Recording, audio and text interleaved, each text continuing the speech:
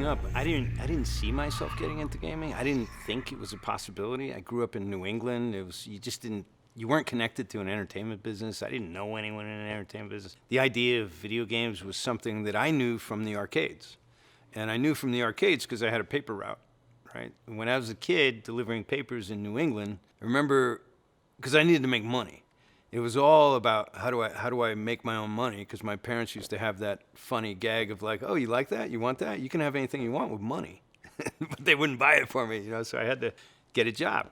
And as a kid, the only job I could get was a paper route. But when you have a paper route, you get paid in quarters. Or you used to. So I'd deliver papers and I'd get paid in quarters. But I was in New England, and I remember when you passed the banks in the morning, it would have the temperature and the time. And sometimes it would be 15 degrees below 0 Fahrenheit, and you're 12 years old delivering newspapers, with a sled, and you're all buckled up, and so you were freezing. And so with the quarters, you could get into a truck stop, and you could play pinball, so you could have heat as long as you could keep playing before they'd throw you out. And so my first experience with video games was really through a paper route. And it was the beginning of the Atari days, the Midway days, and getting those, Taito games that were occasionally coming over from Japan. And I could get heat with quarters through playing games. And the other thing that they had was if you got the high score, the classic old video game leaderboard, if you got the high score, you might win a hamburger or an ice cream in the summer, or something warm to eat in the winter. And I really got into that, first seeking heat, as I was seeking money, and then I just really got into playing, and I loved the arcades. And then as I was getting into my teenage years, that's when the big arcade and roller skating was taking off, the 80s. In 1980, I was a freshman in high school. At that time, that's where the girls were. So my first association to video games was heat and quarters, right? Getting paid in quarters and buying quarter doses worth of heat as long as I could keep playing. And that started with pinball. But the Ataris and stuff was coming into the mix. The other types of Grand Prix and battle tanks and whatever it was called were coming in. And I just loved it. I loved playing those video games. And now we started getting to, you're 14, you're 15, you're 16. Well, everyone's trying to go to the arcade roller skating rink on Friday, Saturday night, because that's where the girls were, right? So you were using games. So the two-player game like Joust, or Asteroids, 2 players that had the Star Trek one, I forget what it was called. If you could dominate the 2-player machine, then you could be like, hey, I'll play you. And the best one was when you sat tabletop across. Like if you had a fake ID and you could get into a bar and they had Missile Command, or by this time it's like Missile Command, then you could really own that station for a little while. But if the right girl was in the place, you'd be like, hey, you want to play with me? It was a real entree to meeting girls. And that's just the truth. It was funny, and later in life, when we came to release Abe's Odyssey, there was a Japanese company starting up. It was called GameBank, and it was owned by the founder of SoftBank. And he was going to make a big game distribution company as big as he had done the software distribution company. This is Masayoshi Son. Masayoshi Son, sorry. He was the richest man in Japan. And so they were going to distribute our game as one of the launches of their new service, GameBank. And so he took Sherry and I, my partner, Sherry McKenna, who co-founded the company with me, he took us out to dinner in Japan. So we're having dinner now because of Abe's Odyssey with the richest man in Japan. It was like being with Bill Gates in a restaurant. It was crazy. And he tells me his story of how he made his first $1 million, which is kind of interesting because these things always correlate, right? And what it was he made his first $1 million on Pong machines. He was a student at Stanford. By the time he graduated, he had 100 patents to his name. He was a brilliant young guy. And he would go back to Japan to go home on the holidays, and he noticed that there were some warehouses full of these old machines, of Pong machines, that no one was selling.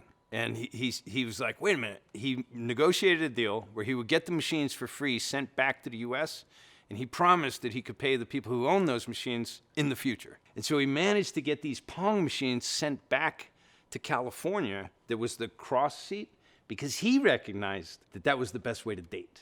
That was the best way to make girls, was when you were sitting on a tabletop 2-player game machine. And so he started bringing back one to test it. He brought one machine back to Stanford University, where he was, and he convinced the owner of the cafe, of the restaurant bar on campus, to put in one of these machines.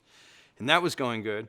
He said the first day he put it in, it's like getting 11 p.m. at night, and he's getting an emergency call from the cafe owner. He's going, "You got to come down here. The machine's broken." He goes, "I'm terrified. I'm thinking it caught fire, and now I don't have any insurance, and I'm going to burn down this building, and this is just a mess." But what had happened was it was jammed full of quarters because it was already full, right, in one day. And the reason it was full is because these machines, these tabletop sit-across two-player, it was the way to meet girls. And he was like, this is how I was going to meet girls.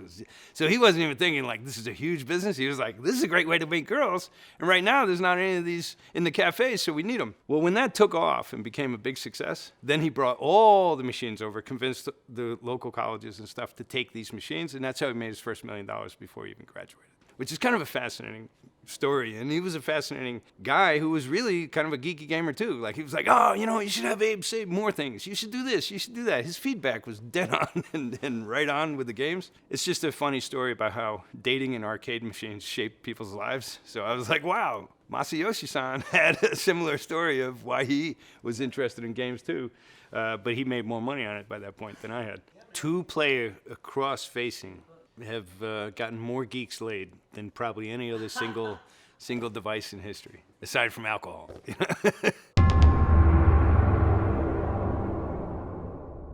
You saw how it started off for me with coins and paper routes, and that led to arcades and girls, but then something really amazing happened. And my dad, at the time, was working at this company called Coleco.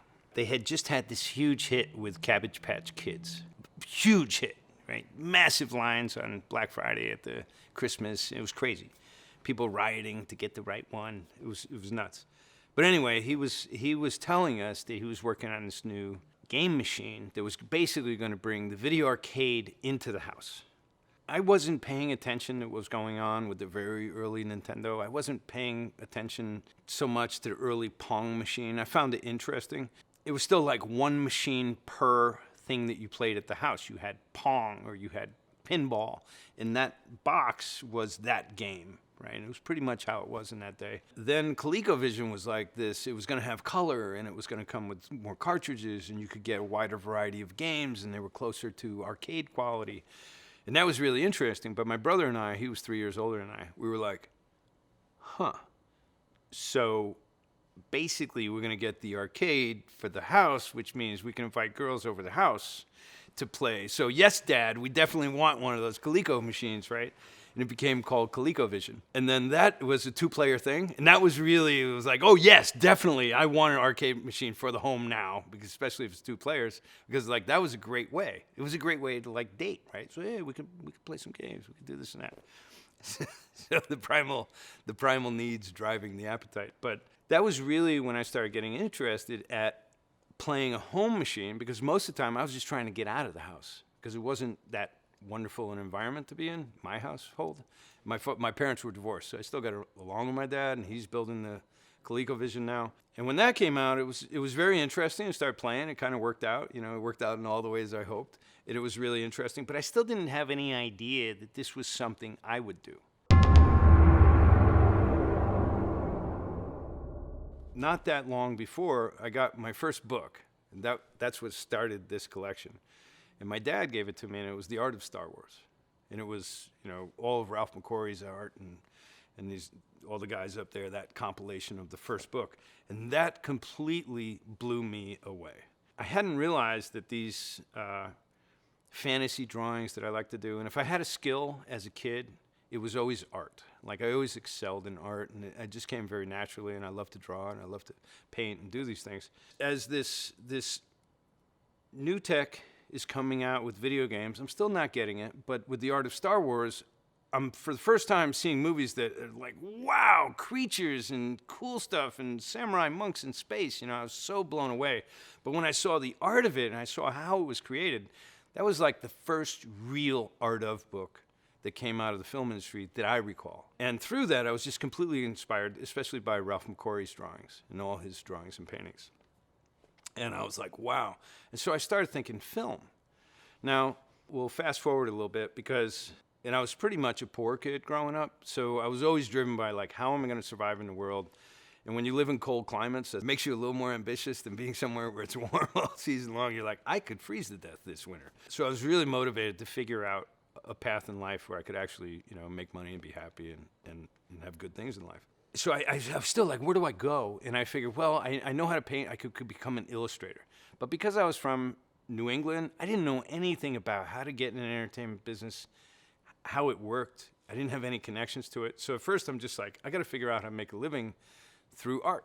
And so I went to school in New York City, the School of Visual Arts, and I started focusing on photorealistic painting. With photorealism, that actually really became a stepping stone to everything that I do today. Because I think the most important thing that came with that is you have to learn how to look at what's really there, not what you think is there. And if you get into people, particularly artists, and you go to like the best art schools and stuff like this, you'll be amazed. I walked into a class one time, and it was about 40 people in the class, and every one of them was doing a perfect photorealistic painting.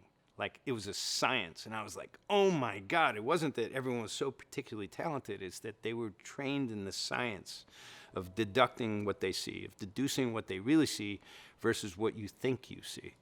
And in that, I started honing my skills, but I started looking at everything differently. And I remember there was a painter that we had at the time. His name was Michael Diaz. And he was one of the greatest photorealist illustrators alive. Oils and glaze paintings and just sick detail and realism. He was telling us, once you learn how to think like this, to see what's there, it's going to affect everything you see in life. Which reminded me of something later that I learned in a computer programming course, which was once you start to understand how to hierarchically think in terms of mind maps and stuff for code, it will affect the way you see everything in life. And what I found out with painting was that what people think they see is not what they're actually seeing. And I had to get trained to do this. And they'll call it drawing from the right side of the brain, whatever. And they think it's a straight line, but it's not actually a straight line. It's actually on an angle. And if they don't get that right, the painting will never look right. So you really learn this deducing what your brain symbolizes, what you thought you saw, to having the skills to sort of start to analyze that into what's really there. And this then shapes how you see the world. It's not that different from politics or whatever's going on, news, and you go, that's what everyone's seeing and they think is there, but what's really going on? And so it just gets this different way of thinking, a different way of looking at stuff, and photorealism did that for me. But I'm still not thinking how that's going to get me into games, because I'm still thinking games are still so simple looking, and I'm thinking I want to make Star Wars type of stuff, I'm in New York, and I'm working on photorealism, and to make money, I had any kind of jobs I would take, but one of them was photo retouching. And I got a job because I had become pretty well versed in airbrushing, and I got a job working for some photographers that did a lot of photographic work for like Mary Kay Cosmetics and cosmetics advertising and stuff like this. And what I used to have to do was retouch on the actual photo print. I had to retouch and take out the pimples and take out the mole and take out the wrinkle or whatever was wrong with the perfect girl, right? This is 1984 and 5, yeah, before Photoshop, long before Photoshop, yeah. Well, at least 4 years before Photoshop. But what there was the Quantel Paintbox. Some of you may remember that in the day, but I had never seen it, and I had an invitation to go see a company called Charlex in New York. And they had just made a video called The Cars, I think it was You Might Think I'm Crazy. And it was one of the first digitally composited, everything was digital. And it was a girl and things moving across. It was like all this new type of effects that you didn't see before. I got invited to go down to the company to see it in the morning. It was like a 9 a.m. appointment in New York. But I was up till about 6 a.m. trying to match the color of a model's face, and I just couldn't do it, right? And I had acrylic paints, and I was tinting them with different types of inks, and every time I did it, it was wrong. And every time it just looked like makeup, but it didn't. My job as the photo retoucher was the photographer would take my picture, hold it up to the light, and if they couldn't tell where the retouching was, then it was okay. So that if they're like this, and they're like, doesn't look retouched, one thing was good, and then they hold it up to the light, and then you could see all the paint work and all this shining through the paper. So I could not match this skin tone, and I was working on it from about 1 a.m. till 6. So it was like 5 hours of constant failure of trying to match a paint color perfectly to the photograph. But I didn't want to miss that important appointment in the morning, so I got like 3 hours sleep, and I get to Charlex. In the first demonstration, they go, this is the Quantel Paintbox. And this is an amazing machine. And let us show you because, hey, look at this. We have this model's face in the computer. And look, but she's got a pimple where she shouldn't. And so we want to take that out. And the guy went, touch. And he touched it, got the exact paint color, and then he painted it over the pimple area, and it was gone. And I was like, oh, my God, I'm out of business. Like, I haven't even started yet, and I'm not going to have a career. You know, because I just saw that what I just spent 6 hours on the night before and stayed up all night, the guy did it in less than 2 seconds. He was like, click, paint, gone. And that just blew my mind, like in a terrifying way. It blew my mind. And I was like, oh my God, I've got to rethink everything I think I'm doing. Like, what is really going on with computers? Now, my father was trying to get me hip to computers for the last several years. You know, he's going, you should really pay attention to this. And at the time, the only thing you saw in art school with computers was like the printing department might have had a digital typesetting, and it was archaic and terrible, and it was just so archaic, the software needed for that. I was like, this stuff I have no interest in this stuff. But when I saw that moment, I started getting really interested. And then my father started sending me videos of what these Hollywood companies were doing. In particular, Digital Productions and Robert Abel & Associates was the two companies in Hollywood that were really blazing the computer animation for commercials and films. And they did like The Last Starfighter. And he's sending me these HBO specials where they're interviewing this woman who is running these companies, and she's talking about the Cray XMP and their $12 million computer that they needed to render out The Last Starfighter and all this stuff. It just so happened that was Sherry McKenna. That's who would become my partner, who I had no idea it was yet. And I was still a student in New York, and she was running Hollywood effects companies. And I had no idea. I was like, wow, I was just fascinated. But through those videos and those HBO specials, I realized computer animation is the future. Now, what I was thinking up until that moment, I was like, well, if I can take my painting skills, and instead of doing advertisements for Madison Avenue in New York, I could be doing maybe working at ILM and film companies on the West Coast. I immediately started really researching, like, what do map painters do? Like, really? And another book came out, which was ILM, The History of ILM, and it was about that thick, and it was this amazing book, and it was like $100, you know, and I remember saving months to get it, because $100 was a lot of money to me then. So I got that book, and then it was like showing you how they did all these movies that they did and all the artwork involved and the model shops, and people looked like they were having a great time, you know, and all this stuff. And I was like, how do I get there? So I was seeing how I would take painting and catapult painting to maybe be a matte painter and get myself into the film effects business where I could create these worlds. And let me rewind a second, because creating worlds was really important to me. And because the childhood was not a really happy one. My brother, who was 3 years older, he's dead now. He died of severe alcoholism at 47 years old. And I could have easily taken that route too, but rather have conditions beat me. I decided I was going to be a fighter and beat conditions, so I just wanted to succeed and take off in the world, and I didn't want to be bogged down by all the issues that we had as kids. No, this was my whole life growing up. So my parents got divorced when I was really young, and then you know, my parents were probably too young to have kids. And then you just go through a lot of the baggage that a lot of people have suffered worse face as kids, but ours was not a really thrilling household. And my mother married a Teamster Marine, and he was not a nice guy. I was creating these worlds to escape. And I remember, because I used to always put on a certain album. I used to, like, you know, if you took a bath, then you could lock the bathroom. You know, and when you're in small apartments with lots of people, in our case, it was small apartments, only 4 people, but that was still like, it was pretty unpleasant, but you could find some peace in the bathroom if you like took a bath or something. So I would take a bath just to get away from it all. But I remember I would always play the Yes album. Fragile was the album, and it was these songs that just would create for me these worlds of fantasy.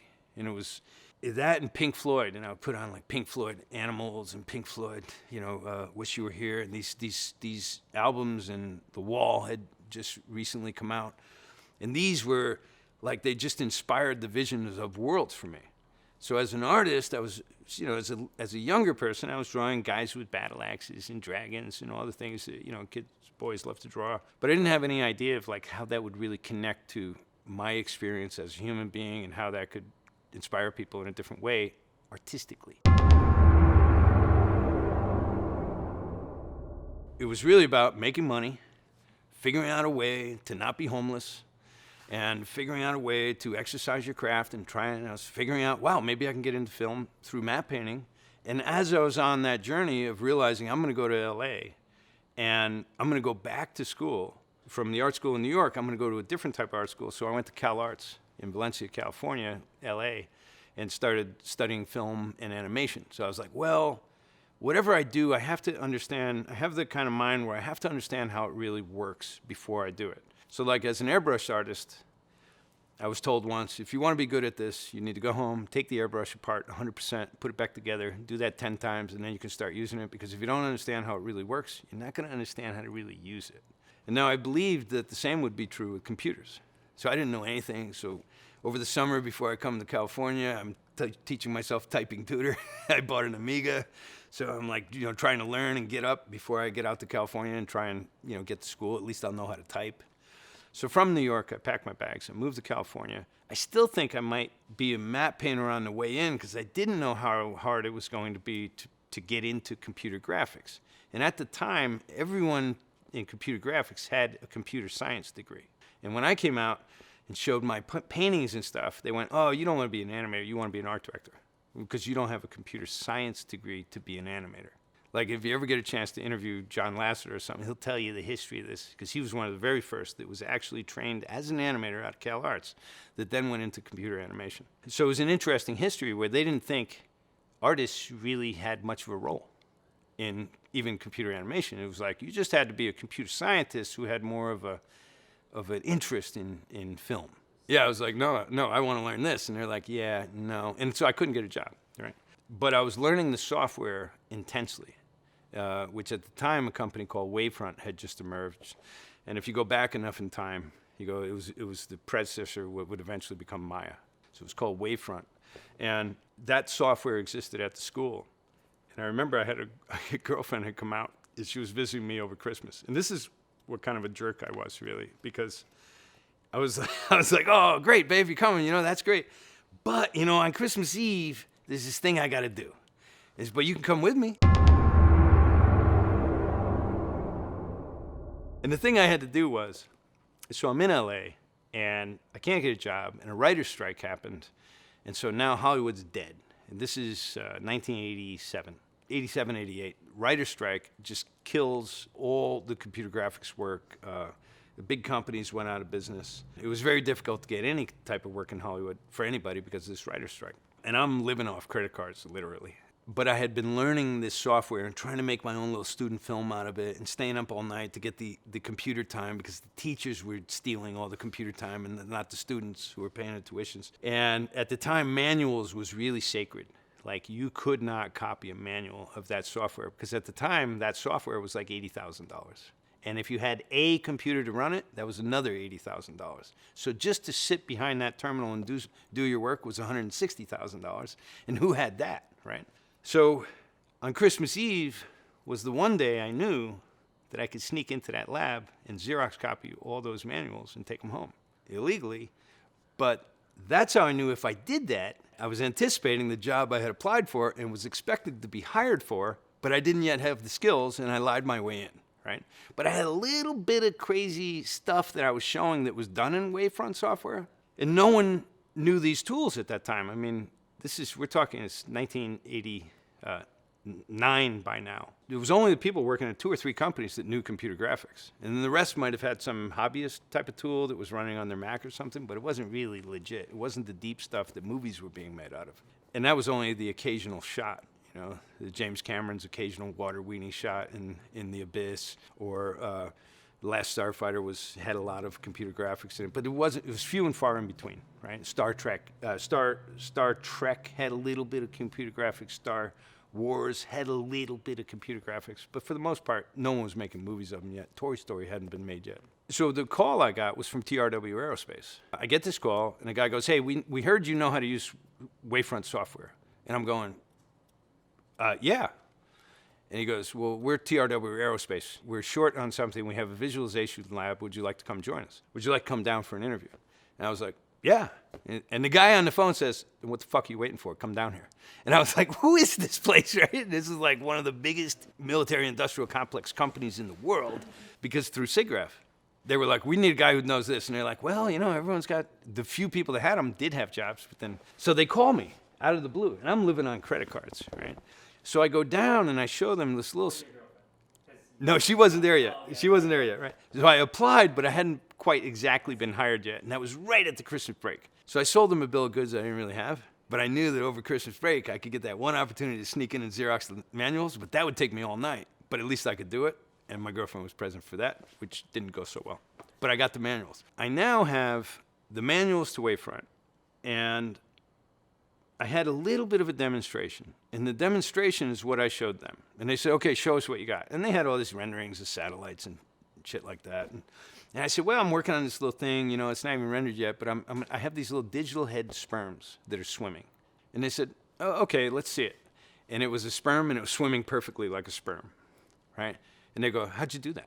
And I say, I just did this in an old classic animated way. I digitized the separate model for every frame of the thing, and then I built all separate models, and now it's swimming like this. And they had not thought that was possible in the software, because there wasn't IK yet. Imagine that. There was not inverse kinematics yet, which is the bone structures for... And there was a lot of things. So this was an old animation trick being used with new tools. And they looked at it and they go, that looks completely soft and alive. We haven't seen anything like that. We can only give you $75 an hour. Right? And I was like, man, I was on limit and my visa was getting low, right? And I was like, I could do that, right? And they said, okay, well, we need to check on a couple things and we need to investigate you a little. Clearance. But, you know, let's come back after Christmas break. So I'm like, oh, I gotta get this job. and I gotta Xerox those manuals and after Christmas break. What the job was visualizing the weapon system underneath Reagan for Star Wars. Right? For the Star Wars weapon system that was one of the reasons why the Russians decided, the Soviets decided we shouldn't keep this war up because we can't compete with that. And that gave me another insight when we talk about painting. Photorealistic painting, you see things the rest of the world doesn't see. On that note, I'll just say, for example, today when we look at the landscape of what we think is real, we'll see commentators in the news asking heads of governments, should we put weapons in space? Right? Now, if you really know what's going on, you know that's a totally irrelevant question. Right? That's like saying, should we eat? Well, we've been eating for a while. Should we do this? So you realize, okay, there's different worlds. Like my dad knew this because he was around it all the time. He was in nuclear subs. He used to have my mother save newspapers when he was away at sea. And this is a period when they were still just testing, like, can we leave guys underneath the ice in the Arctic for 3 months? Like, can they take it? So he was in those tests. So I wouldn't see him over periods of time. When we were still together when I was like it's less than 6 years old, right? And then later I'd ask him things about why do you save all these newspapers? Because the stack would be like this high by the time he came back, right? He goes, why? That's the funnies. And I was like, no, the funnies is only in Sunday. He goes, no, they're all funny. And I was like, what do you mean? He goes, well, I've seen a lot of things in the world. And I get a kick out of how they report them because I've never seen what happened and how it was reported be the same thing. Right? And I was like, well, what do you mean?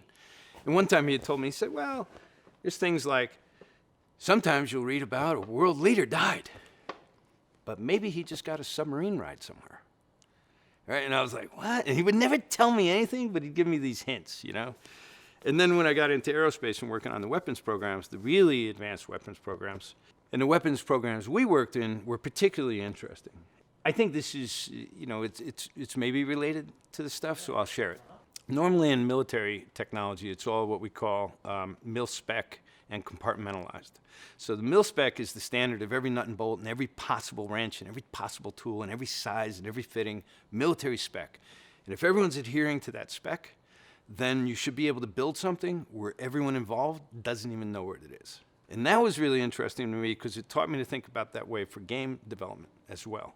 If we mil-spec, if we create good specs, then we should be able to have large teams of people working on really complicated stuff, but it should be able to come together better. And the military was already practicing this, right?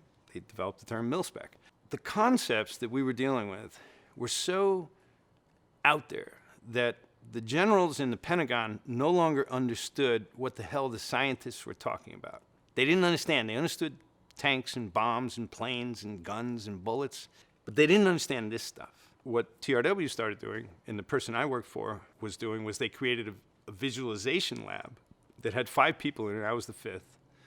That was visualizing how these systems worked so that the generals could understand them. And if that worked, if that communication worked, then they'd get like a $3 billion contract. So what I call commercials for 5 people, commercials for a boardroom. And if it got approved, it was big money. And so every project that we started visualizing, that we visualized, got awarded from the Pentagon. Every single one. So all of a sudden, visualization was taking this massive value. Didn't mean it was necessarily the best ideas, but it was the ideas they could understand because they saw how it worked. And we're talking some really sophisticated shit, right? It's not bombs and bullets. It's way different, like sci-fi different. So what was interesting, though, is the scientists, normally those projects are compartmentalized.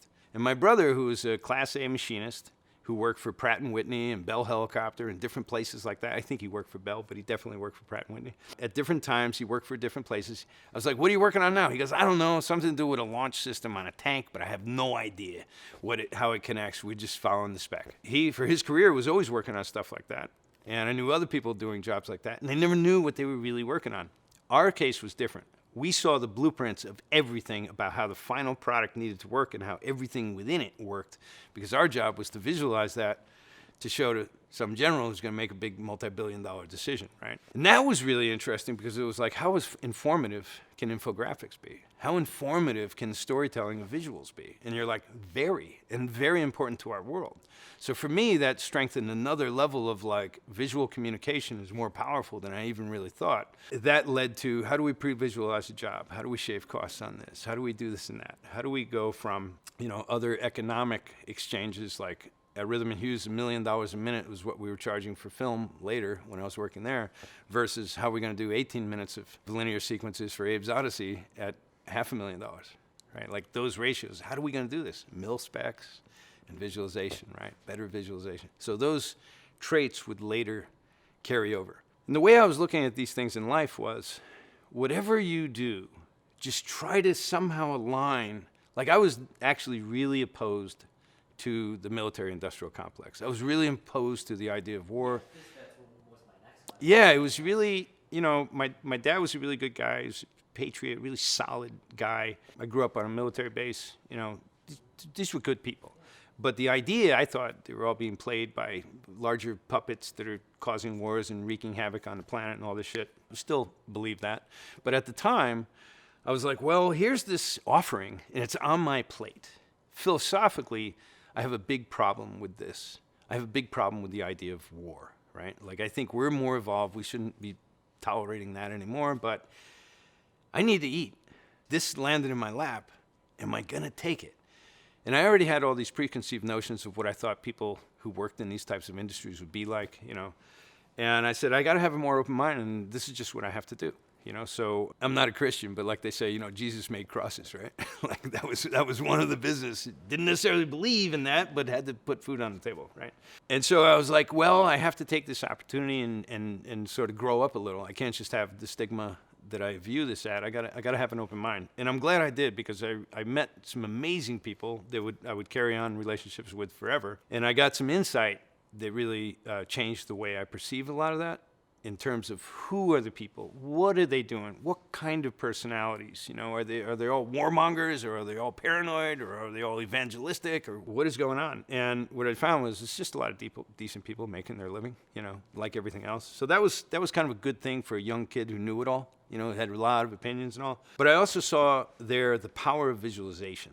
And in seeing the power of visualization, it also turned me on to something that was priceless, which was I got to interact with some of the most advanced military simulators of the day.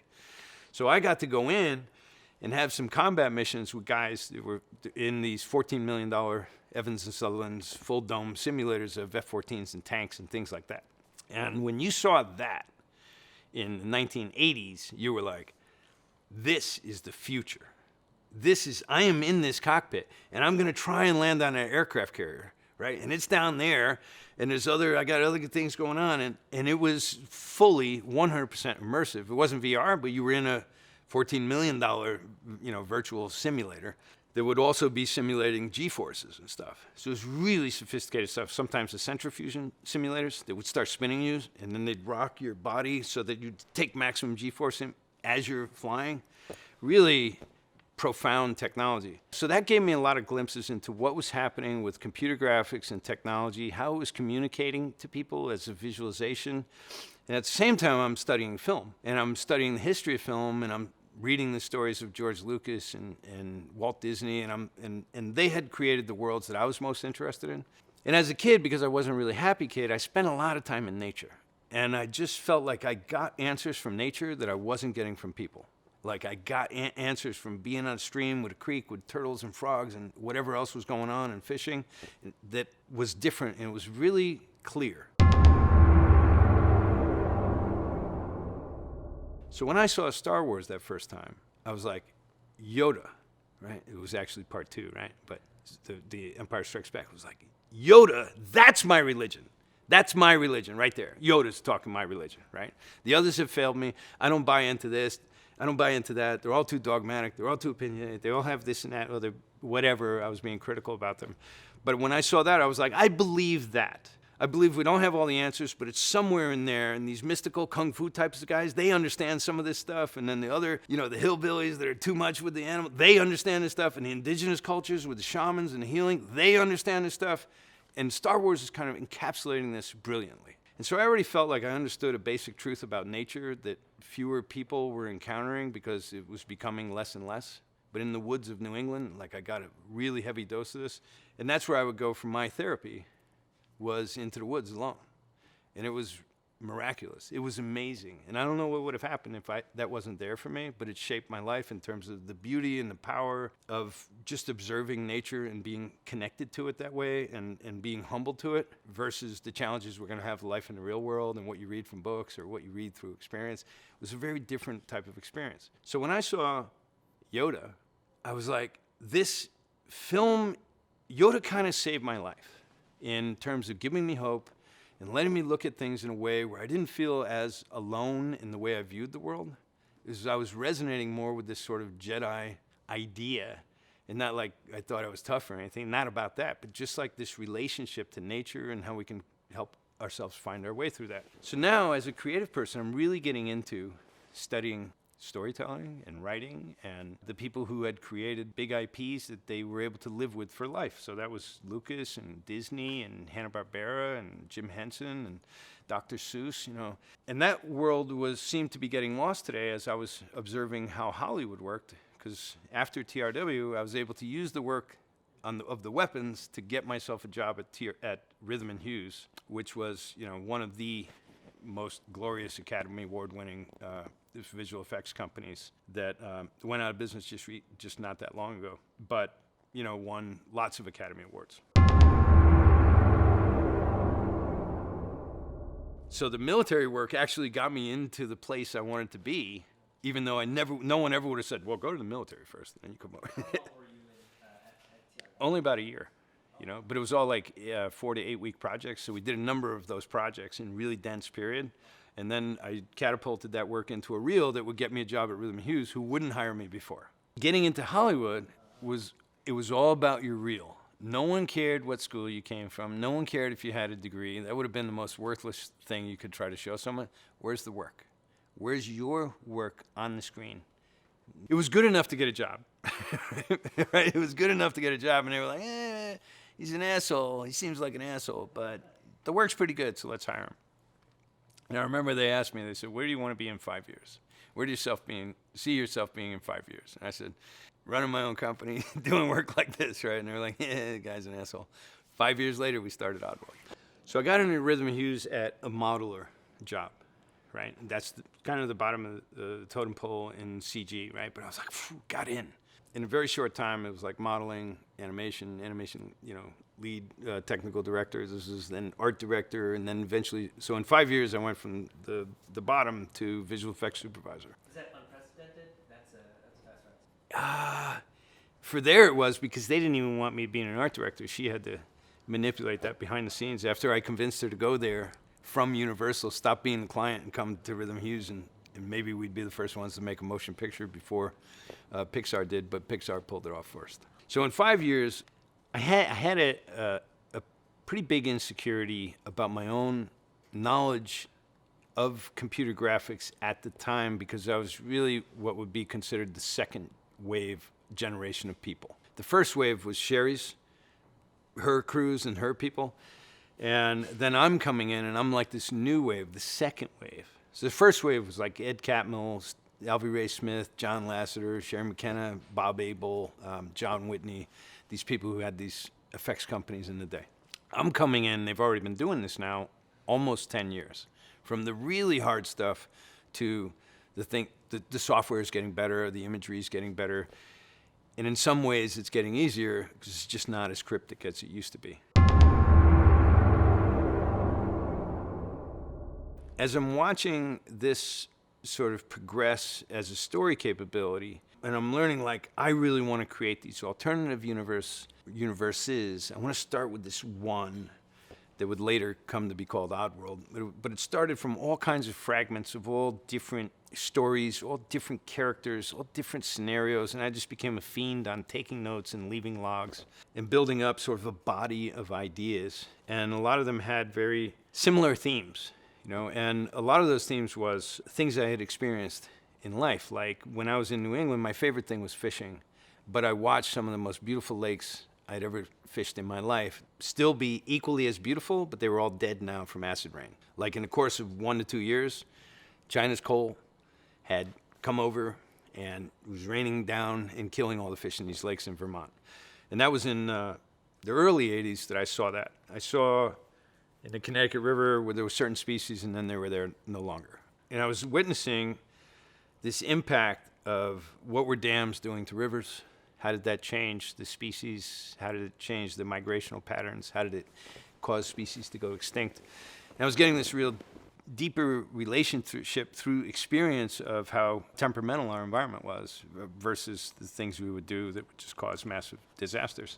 On the other hand, when I was in New York paying for my college, because I had to pay for my own school, I had these summer jobs that I was working where I got a job where I could make $10 an hour, as many hours as I could work through the summer, off the books, $10 cash an hour, working in the South Bronx, driving forklifts at the United States' largest trucking terminal in Fort Apache, the neighborhood of Fort Apache, which is where it was all burned out in the South Bronx. And it was just the worst neighborhood in the United States. And as I was there and started seeing how the food flow worked for the United States, I worked in a place called the Terminal Market. And it was basically the center of the food distribution. Like food came into there and then went out to the whole New York City area and surrounding areas. So I got to see real distribution of food and how sensitive it was. So from being there, I would see people that were starving, literally starving, eating dogs, cooking dogs. I've seen dogs on spits with people with bonfires on a road. This is United States, right? This is 1980s.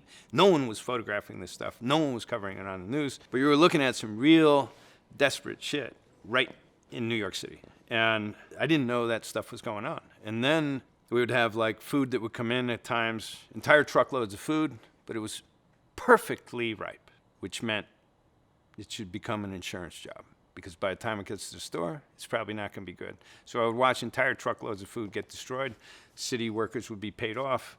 Payloaders would pick it up real quick. They'd rather get the insurance because it's too ripe. This is as you're watching people on the other side of three razor-wired fences, like a prison, really have cars full of people living out of a car, whole families, and you can just look at them and know they're undernourished. And this wasn't heroin addicts with their kids. This was really just poverty people.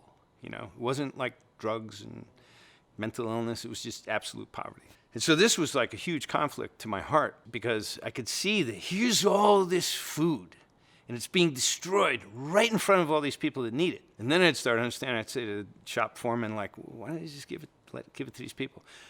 You let those guys in here, they're going to break the skids. They break the skids and everything's going to collapse. Everything collapses here. 6 guys are going to be on overtime. Company's not going to pay for it. We're screwed. Keep them away. That's your job. Keep them the fuck away. That was the mentality, right? And you'd be like, whoa. And you'd realize if we did that, we'd be out of business in a week. Like this kind of relationship. If we do that and there's anything wrong with what went there, we're now liable legally. So no. And I didn't have the answers. Like, I felt like I was fairly smart. And I looked at this problem of just food distribution, the temperamentalness of food, right, of perishables. I had no idea before how difficult it was to put food on plates when things are coming in from all over the world. What would happen to peppers because they came from Holland, and customs would just rifle through the boxes and destroy the whole loads, don't give a shit. Companies would get 10% of the product, but the rest is 90% insurance claims because customs is just that crude and careless. Like, you're getting all these insights into the way the world works, and people don't have enough food, but we're throwing away tons of it. I mean, I've thrown away so much grapefruit one time. It was a perfectly ripe grapefruit, 3 tractor trailers. But that's a problem, right? Because the buyers aren't going to want perfectly ripe. They want pre-ripe. And so I was told, okay, these guys are going to come. When you see the city trucks, that's when we're ready. And as soon as that happens, you're going to empty the trucks and push the stuff off the docks. You got to empty 3 tractor trailers worth of perfectly ripe, perfect cantaloupes. And you're going to push them off the edge.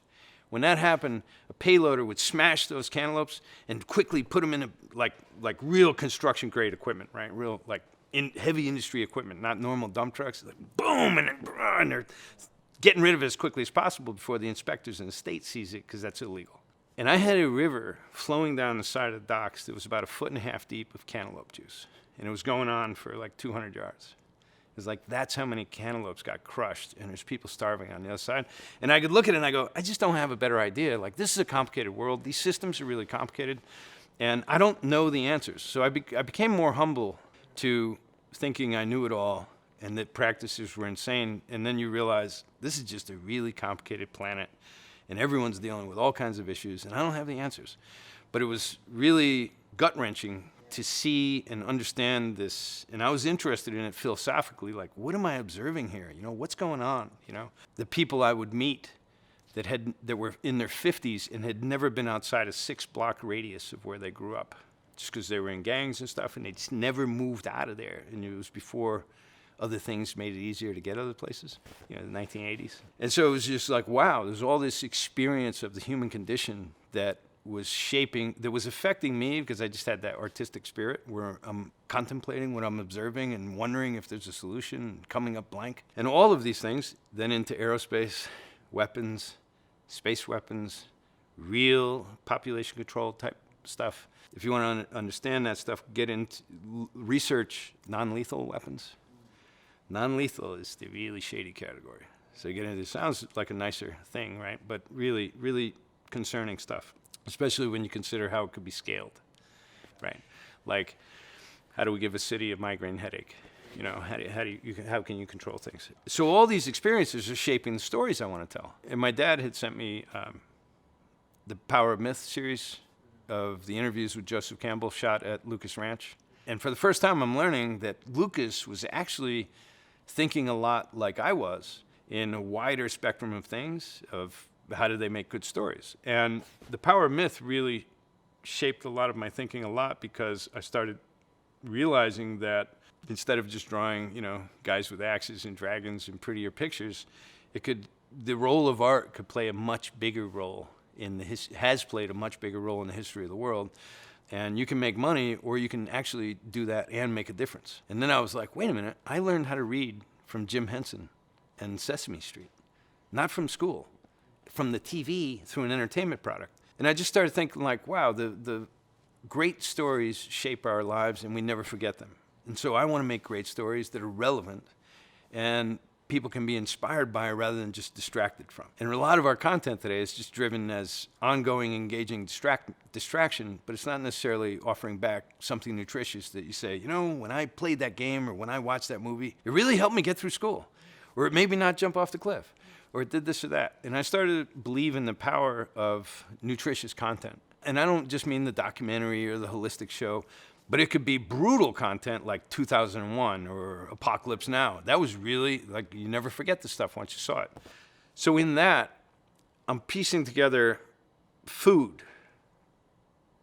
the burning of the Brazilian forest for the sake of cheap meat and Happy Meals, the irony that our world is being consumed by corporations that are chopping down the lungs of the planet but representing themselves with happy face logos.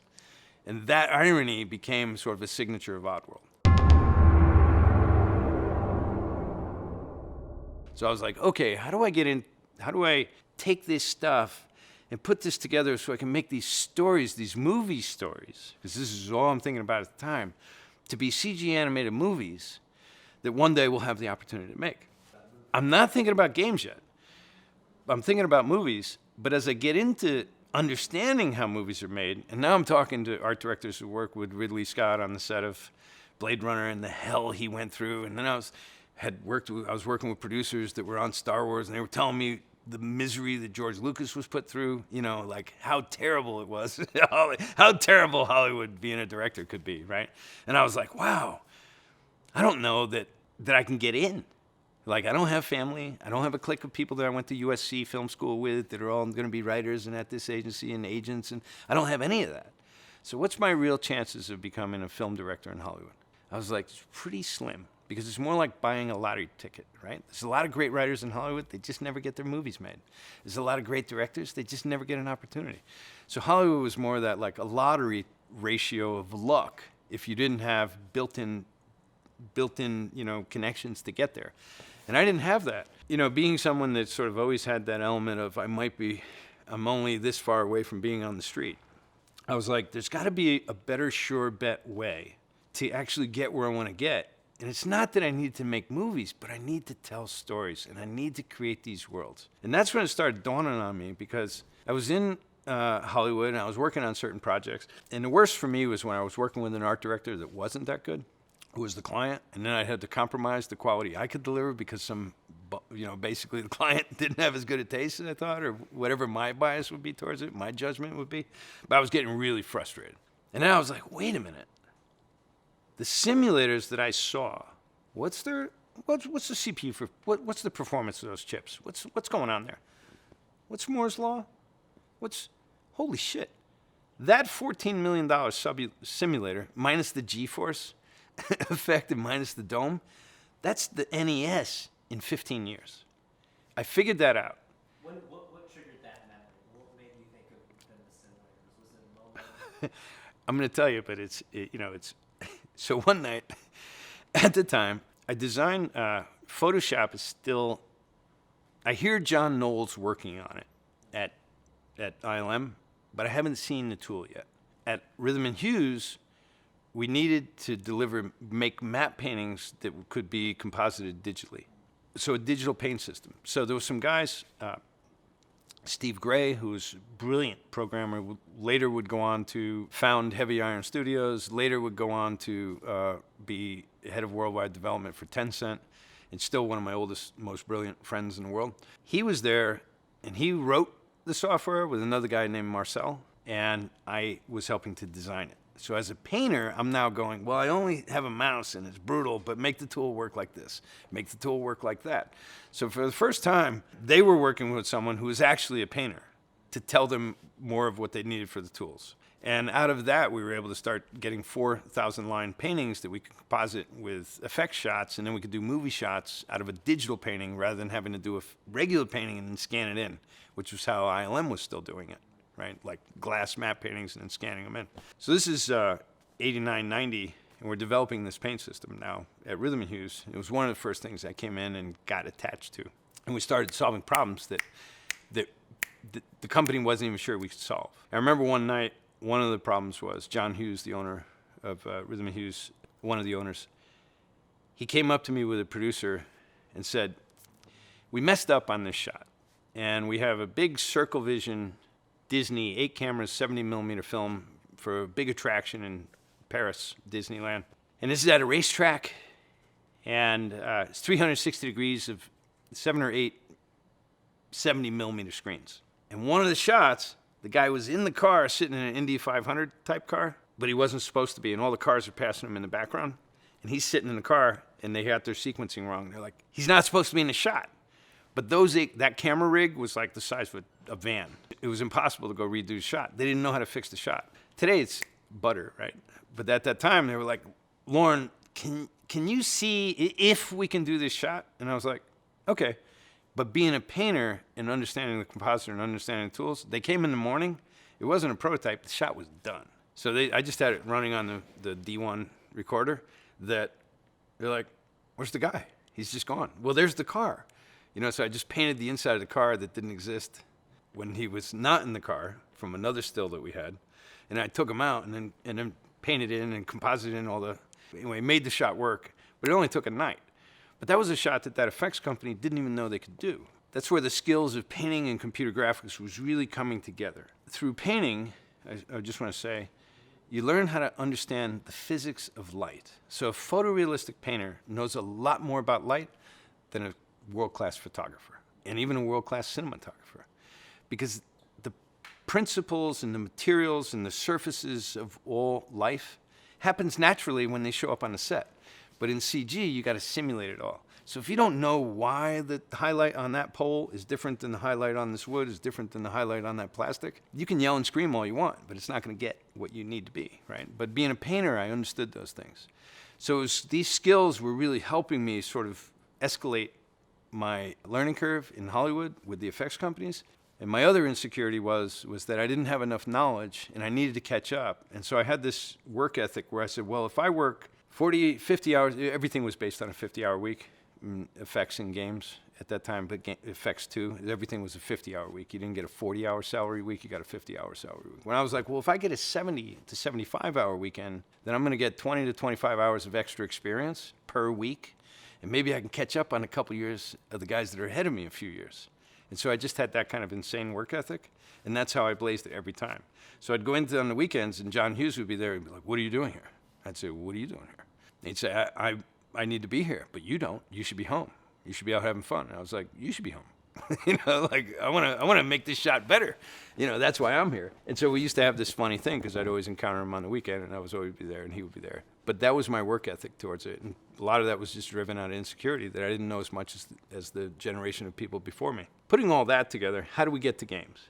So simulators and computing power, and I'm getting disillusioned with the path to being a director. I'm getting disillusioned with understanding how Hollywood works. I'm going, a CG animated movie is going to cost at least $80 to $100 million. No one's taken a bet yet, and it doesn't look like they're going to take a bet for a while. Pixar cracked that boundary at that time, but no one else had. And as I was understanding the politics and the business of Hollywood, I was realizing I could do my best and never get the shot in the way that this town works. How else could I do it? So I was reading the histories of George Lucas and Walt Disney, and they both started really giving me these gemstone moments. For Walt Disney, it was this. So Walt Disney started taking off on the sort of Max Fleischer early animation. He started trying to make it into more than just what they called the peep show at the time. So these animations used to run in little things that you put your eyes in, and you paid a nickel, and then it would show Mickey going by on a train, right? And they were like, wow, this is great. That was the beginning of animation, was peep shows. And they were nickel fed. And they were like on the boardwalks of Chicago on the lake and places like this. But it was during the era of silent movies, and silent movies was still a relatively new thing. Well, at that time, the movie studios owned all the theaters. And they owned everything that played in the theaters. And that's how it was going to stay. And so Walt Disney comes along, he goes, look, I got these really cool little skits, you know, look at this mouse on a train. What was it called? Steamboat Willie? Yeah. And, or was it on a steamboat? And he said, I'd like to play these before your movies, because at the time, if you remember, newsreels were playing before movies. That's how people got the news, because TV hadn't been invented yet. I mean, it's only 100-ish years ago, right? It's kind of amazing. But TV hadn't been invented yet. Radio was still not that old. But going to the theater was a major thing. What happened was Disney showed his content to the movie studios. And they said, yeah, this is great. We'll play it, but of course we'll own it. And he'll go, no, I need to own it. That's my business model. And they said, yeah, no. So you don't get to play in the theaters unless we own it. And he wouldn't do that deal. And he was lost. He was really like, what the hell do I do now? Right? He was trying to figure out, this can be stories. These can be big stories. And the thing that happened to his luck was talkies. So the Jazz Singer got made. When the Jazz Singer got made, they had to revamp all those theaters, the key theaters around the country, to play audio, to have mag track, right? Now, as soon as that audience saw the first screening of Jazz Singer, they never wanted to see a silent movie again. And this is where Hollywood completely screwed themselves. They didn't see that coming. So now they've revamped all these theaters to handle the mag track and the audio. Before that, it was literally a piano player in every theater, right? Now, they can't sell the next movie next weekend because they're all going, that's not a talking movie. I want to see the talking movies. And they're like, well, it takes us 2 to 3 years to make a movie. And they're like, yeah, well, we're not interested anymore. So now they needed content that had talkies, that had sound. So Walt Disney goes, here's my opportunity. He goes back and he puts audio tracks on his stuff and he adds voices and he changes some of the frames of the animation. So it's like, now it's singing a song. Right? So now you got a mouse singing a song and a lip sync, and wow, that's a talkie. Comes back into the studios and goes, hey, I got talkies. I got these animated films. They go, that's great. And of course we'll own them. He'll go, no, I own them. And they were like, yeah, we don't work that way. And he goes, I guess you won't have these either. And they were like, shit. And they had to sign that deal. And if it wasn't for that, you probably never would have heard of Walt Disney. Unless you're an animation student reading the history about someone who's tried something and failed. But even those failures aren't really in the history books, right? So if you look at that moment of how did a guy become and build that empire, it was because he had the right timing with a technological advance that the industry was not equipped for yet.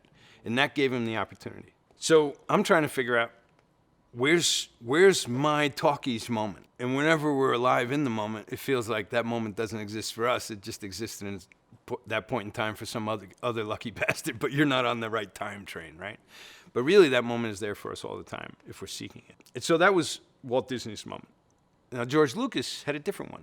George Lucas, he was going to those silent, well, not necessarily the silent movies, but he was going to see Flash Gordon. And before television, he was seeing shorts in the theater before the real movie. So they would have new Flash Gordon episodes every week or something. And as a kid, he was like, where is this gun for Flash Gordon? Where's the cape to wear? And where's these crazy costumes to wear? And where's these crazy weapons and the set props? Like, where's that in the toy store? And so he knew that as a kid, he's looking at the property of Flash Gordon. He's like, where's the toys? I'm a kid. All of us wanted that. So we were making fake laser guns, and we were making things out of wood and scraps and tin cans because we couldn't buy it. So he had this idea that if he really made a property that was good for the family, that it would sell toys.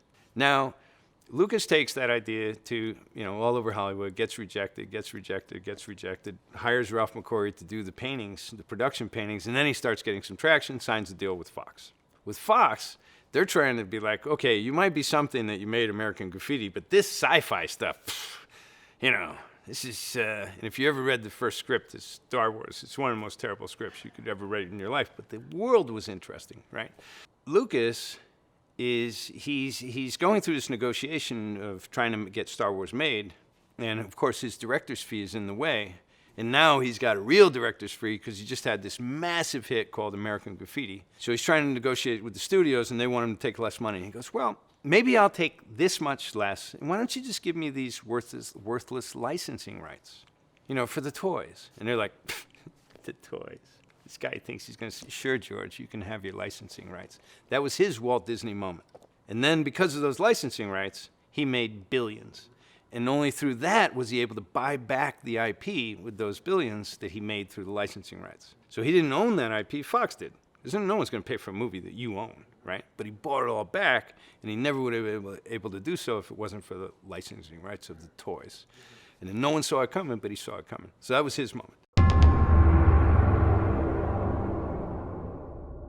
So I'm looking at these things, and I'm looking at Lucas's moment, at Walt Disney's moment, and I'm going, where's the moment today?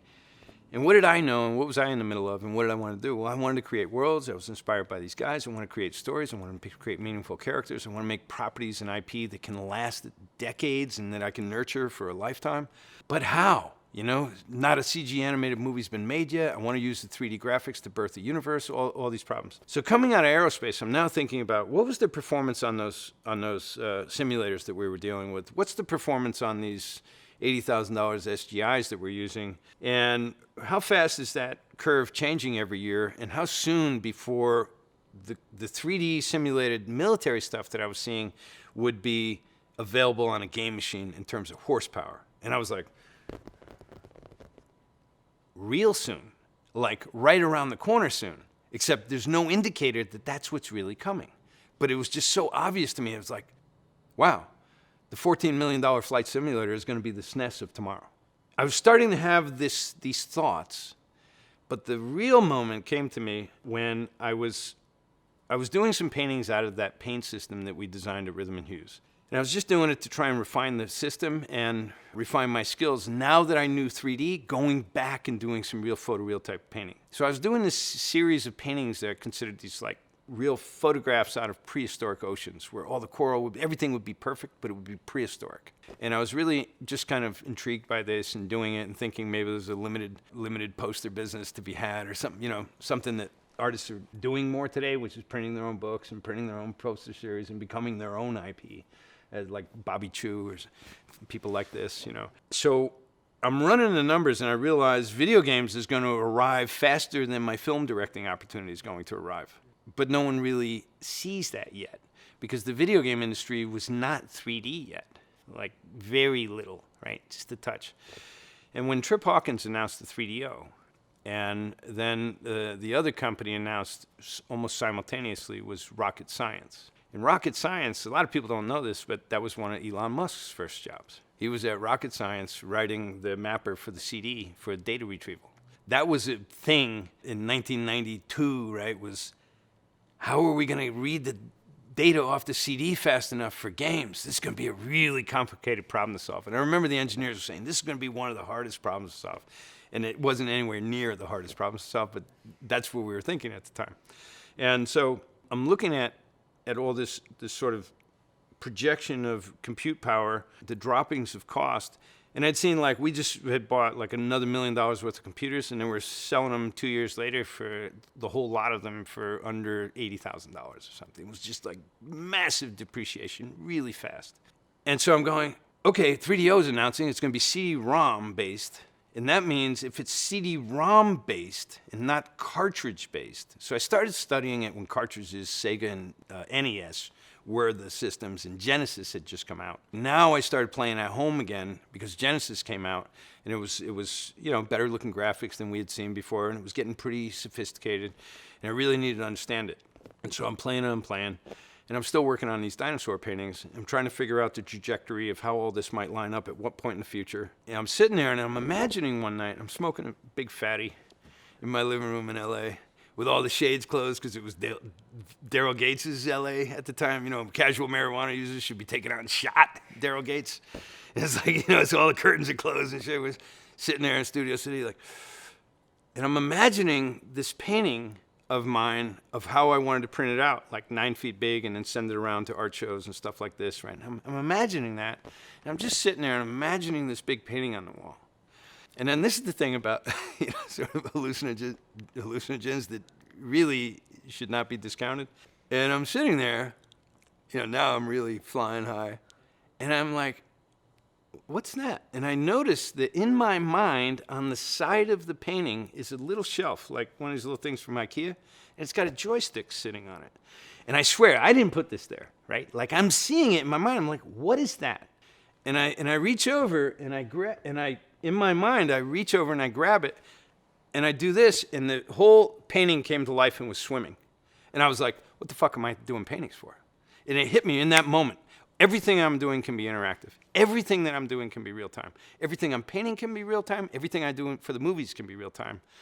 And the last movie that I worked on, and when I'm saying worked on, like people asked me to help with their shots, so I get no credit, but it was Babe.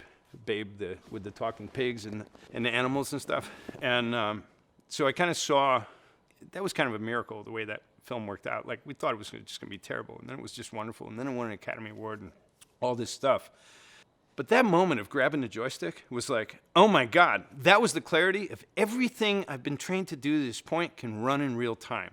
Now, what's the timing to get in there to do it as it becomes viable? Now, Trip Hawkins announced 3DO, which was going to be the first, one of Matsushi's companies, I forget what the company was, had made a disk drive system. I'm forgetting it at the moment, you guys remember, but Turbo Duo. Yes, and that was, there was things on there, for the first time you heard real music playing on a game, like real album music, right? And I was like, wow, okay. So that was the first sight I had of a CD-ROM game, and it was Turbo Duo. That's what they called it here, right? And that was the first time I had witnessed like what that played like. But the biggest thing that stood out to me was the audio, because you never had that kind of audio on a cartridge game. Like it was real music, not beep, beep, beep, beep, beep, beep, beep. And it was like, okay. And then Rocket Science announced that they were starting their company. And this is Ron Cobb, who Sherry worked with Ron. He was one of the most famous Hollywood production designers. Conan movie, he designed all kinds of stuff. Alien, Jim Cameron's marine vehicles and stuff he designed. And really sweet guy. So he's starting a company now with effects artists that had just come off Jurassic Park. One of the people who came out of Apple, I'm forgetting exactly what the software was, but they were all joining, and they were forming this new story, and it was simultaneously running against the timing of what was being called Sillywood. And it was the promise of the info highway. Bandwidth is going to become so great that we'll be streaming movies to you. It was a little ahead of its time, but this was what was being sold to the public, as right around the corner. And so this whole, they called it Sillywood, which was Silicon Valley and Hollywood, which previously really had nothing to do with each other, right? But now, this type of entertainment content was supposed to merge Silicon Valley and Hollywood. And so that was a lot of hype with a lot of dumb money going into it. Rocket Science was a lot of hype with a lot of dumb money going into it. And 3DO was a lot of hype with a lot of dumb money going into it. And if you were aware of how 3D graphics really worked in that day, you knew that every one of those wasn't what it appeared to be and probably wasn't going to last, right? Trip Hawkins had no idea about computer graphics. He thought he did. He didn't. And a lot of these people had no idea. They came out of games, right? We came out of Academy Award-winning movies using computer graphics. So what I saw was the dumb money was only going to have a short window, and we better get in there and get some first. Because pretty soon, that dumb money was going to become smarter money because a lot of it would be lost, just like what just happened with VR. And it's still happening, right? Everyone's rushing in because the smartest guy in the world, Mark Zuckerberg, just paid $2 billion. It's going to be huge. Right. So you knew a lot of dumb money was going to jump in, but it probably wasn't going to add up into sustained money of real viable businesses. And they're still trying to figure out how they're going to make sense out of all that to this day, right? How many years has that been in motion? So at that time, 3DO, Rocket Science, just on the story of we're film guys. We got these brilliant people that did the dinosaurs in Jurassic Park. We got these brilliant people that did various types of imagery usage software for Apple. And then we've got these brilliant production designers that come from Hollywood. We're going to build the next kind of games, right? And these are going to be mind-blowing, right? And I was like, I don't think so, but the money's going to be there. They raised $40 million on nothing. Just that story and that team. They went to Wall Street, public company, $40 million. Now, I'm like, we just need 3.5, right? I think that's around the zone. And then that was kind of ridiculous for a game budget those days, because they were used to games just costing hundreds of thousands of dollars, not millions of dollars. So at the same time, Sherry McKenna has made me a visual effects supervisor at Rhythm & Hughes, and she's a vice president bringing in the big jobs. The first time I got to work with her, I was at Rhythm & Hughes. She was the client from Universal, and we were doing attractions for her. As I started to meet her, in Hollywood, I was hitting a wall or a ceiling. And that ceiling was that I felt like there was biases that I just wasn't being taken seriously. What she would say later would be, yeah, that's because you were an asshole and no one was listening. And I'd say, well, in hindsight, maybe there's a lot of truth in that. So Sherry became a serious mentor to me about, like, do you want to be right all the time? Because that's what it seems like. He's just the guy who has all the answers and you always want to be right. But that's not the guy who wins. Or do you want to win? So pick. Do you want to be right or do you want to win? And I was like, I want to win, right? So I can swallow all my baggage and try and reprocess it into something that's, more compatible with attaining my dreams. And she was like, well, then you need to do this instead of that. And I never had any of that type of guidance in my life. Like, I didn't have any real mentors that were like, this is how you do this right? Or this is the hard way. And as she used to say, you could take a taxi, you could take a limo. I'm taking a limo. Tell me how it is, I'll meet you there, in your taxi ride. Or you get there the hard way, or you can get there the easy way. Or she said, you could be dead right or dead wrong. Either way, you're dead. Right? What do you want? I want to win. So that was a huge part of that moment, is her starting to tell me what I needed to do just to advance my career. And I'd be in a meeting sometimes, and I'd say something. I convinced her to come to Rhythm and Hughes because I convinced her Rhythm and Hughes would be the first company that was the most well-positioned to actually be the first Pixar, right? Except Pixar got there first, right? Before Toy Story. And so I got her to work there, and now she's running a special division. I'm working for her, and I'm getting schooled in the things that I never had the opportunity to be schooled in, which is more around how you get what you want in life, aside from just working hard and being relentless, you know? So I start telling her, you know, we should start looking at video games. Now, at the time, she was doing simulator attractions. So if you ever rode like Back to the Future in Los Angeles, those were her attractions. And she did that with Douglas Trumbull. She hired Douglas Trumbull to do that, who did the effects of the original Blade Runner, who did Kubrick's 2001, who did Close Encounters, like the Douglas Trumbull, right? So we were already working with film being matched to the programming of motion bases to a sensory experience in an environment, which was really good preemptive work for games, because you really had to work to the constraints of the technology for the user experience. And that is like the golden rule of games. Like, you can't do anything beyond what it's going to compute in real time. You don't have film footage that you can just make look better. And as long as you get it to play right once, the audience is not going to break your film watching it, right? But they are going to break your game. The game's got into a whole different level of sophistication of problems and complications because the audience is manipulating it in real time. And I knew that was going to be really complicated, right? Didn't know how complicated. So I started to work on Sherry. I was like, you know, we should really start looking at games. You know, they're going to be $3 billion in the next 5 years. If you can imagine, the game industry is going to be $3 billion. Today, it's like $78 billion North America alone, right? It's just insane how fast this is going. I couldn't have projected how big games would get, how fast, right? So I'm working on her, and she's like, why does this guy, you know, I win awards on movies, right? I do commercials. She had more Clio awards than anyone in the world, more than Joe Pitka. You know Joe Pitka? He's the top commercial director in the world. She had more Clios than Joe. There's a few of them up there, but most of them are in plaques. So she was like, not interested, not interested, not interested. What I'm learning is if she's not handling the finance people, if she's not handling negotiation, I'm just a million times out of my league.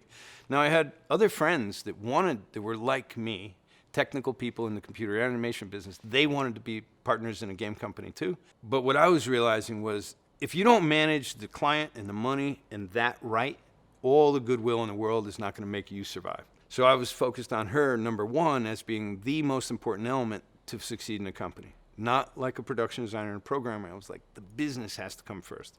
And so I'm working on Sherry, and it's not going anywhere. And I'm working on her, and it's not going anywhere. But I had to like go to her house a lot and put together proposals and shit like this. And one time, in classic like Hollywood setting, you know, out by her pool in the back of her Hollywood Hills house and all this shit, I said, well, let me tell you this story, you know. And I told her the story of Abe, but I told her the story of the whole quintology. I was like, it's going to go like this. This is a 5-part story. And it starts with the slave who loves animals, who's working in the meat processing plant. And it was like, what? And I was like, yeah, it's a terrible place for this guy to be, but he's going to make the most out of it. But then what he doesn't know yet is the employees that reach their prime, they're going to wind up part of the product. They just don't know it yet. So it's kind of like Soylent Green meets the Muppets, you know? She fell in love with the story, and I knew she was a chump for stories. Like, I knew she was a total sucker. So I was, like, working that out, right? I was just working it in there. So I was sitting by Sherry's pool, the classic sort of Hollywood moment in the Hollywood Hills, palm trees, and we're sitting out there, and I seized the moment, and I said, let me tell you the story. It's about this guy, Abraham Lure.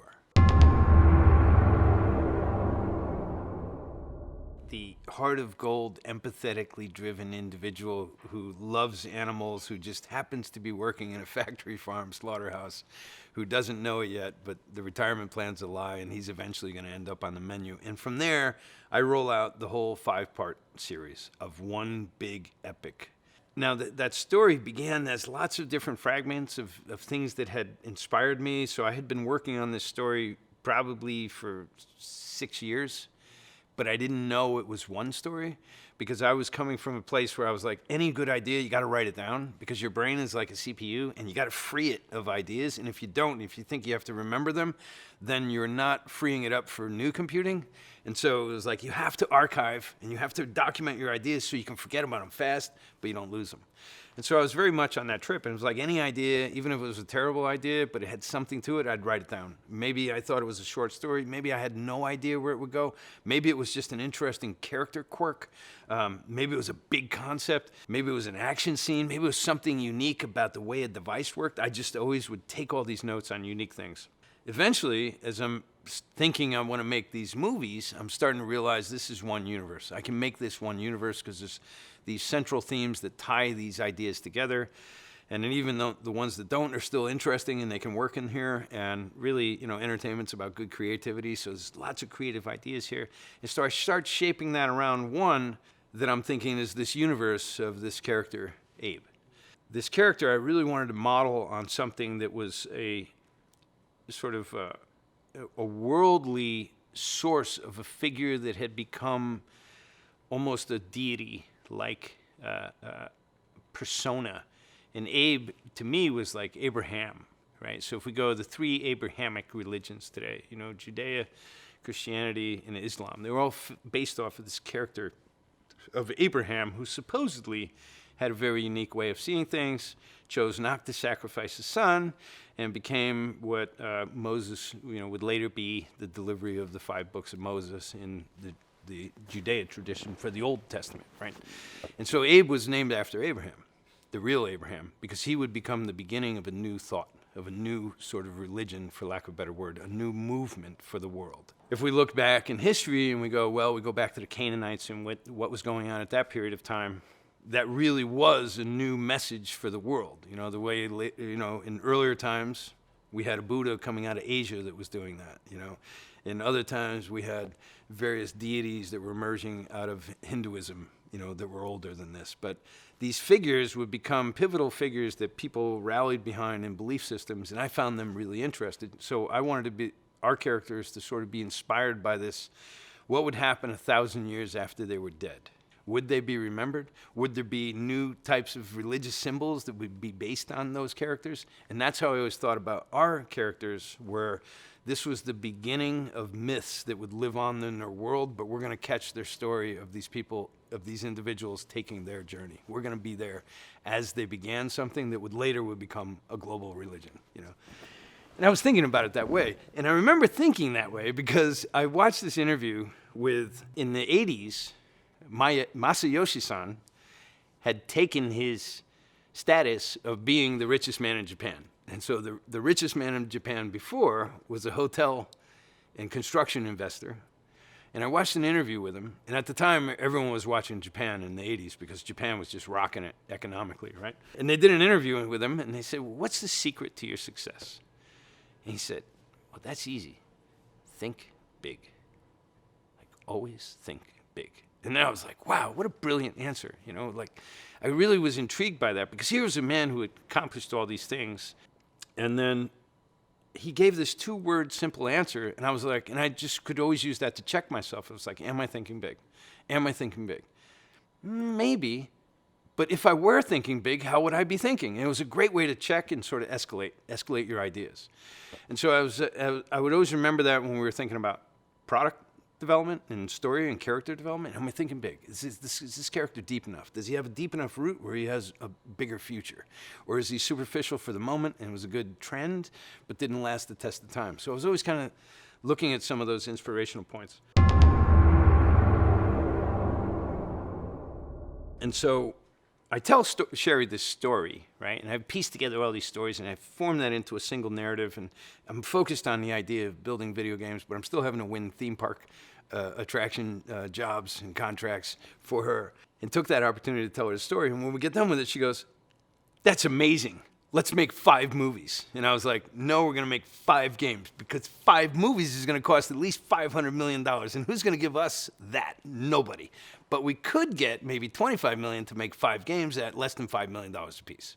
And she was like, oh, you suck. You're just like, I just have no interest in making games. I win awards and I make movies and I love films and games is just violence and it's this and that. I was like, games is a lot of things and it's going to be a lot more things and you don't really know. None of us can tell what it's going to be yet.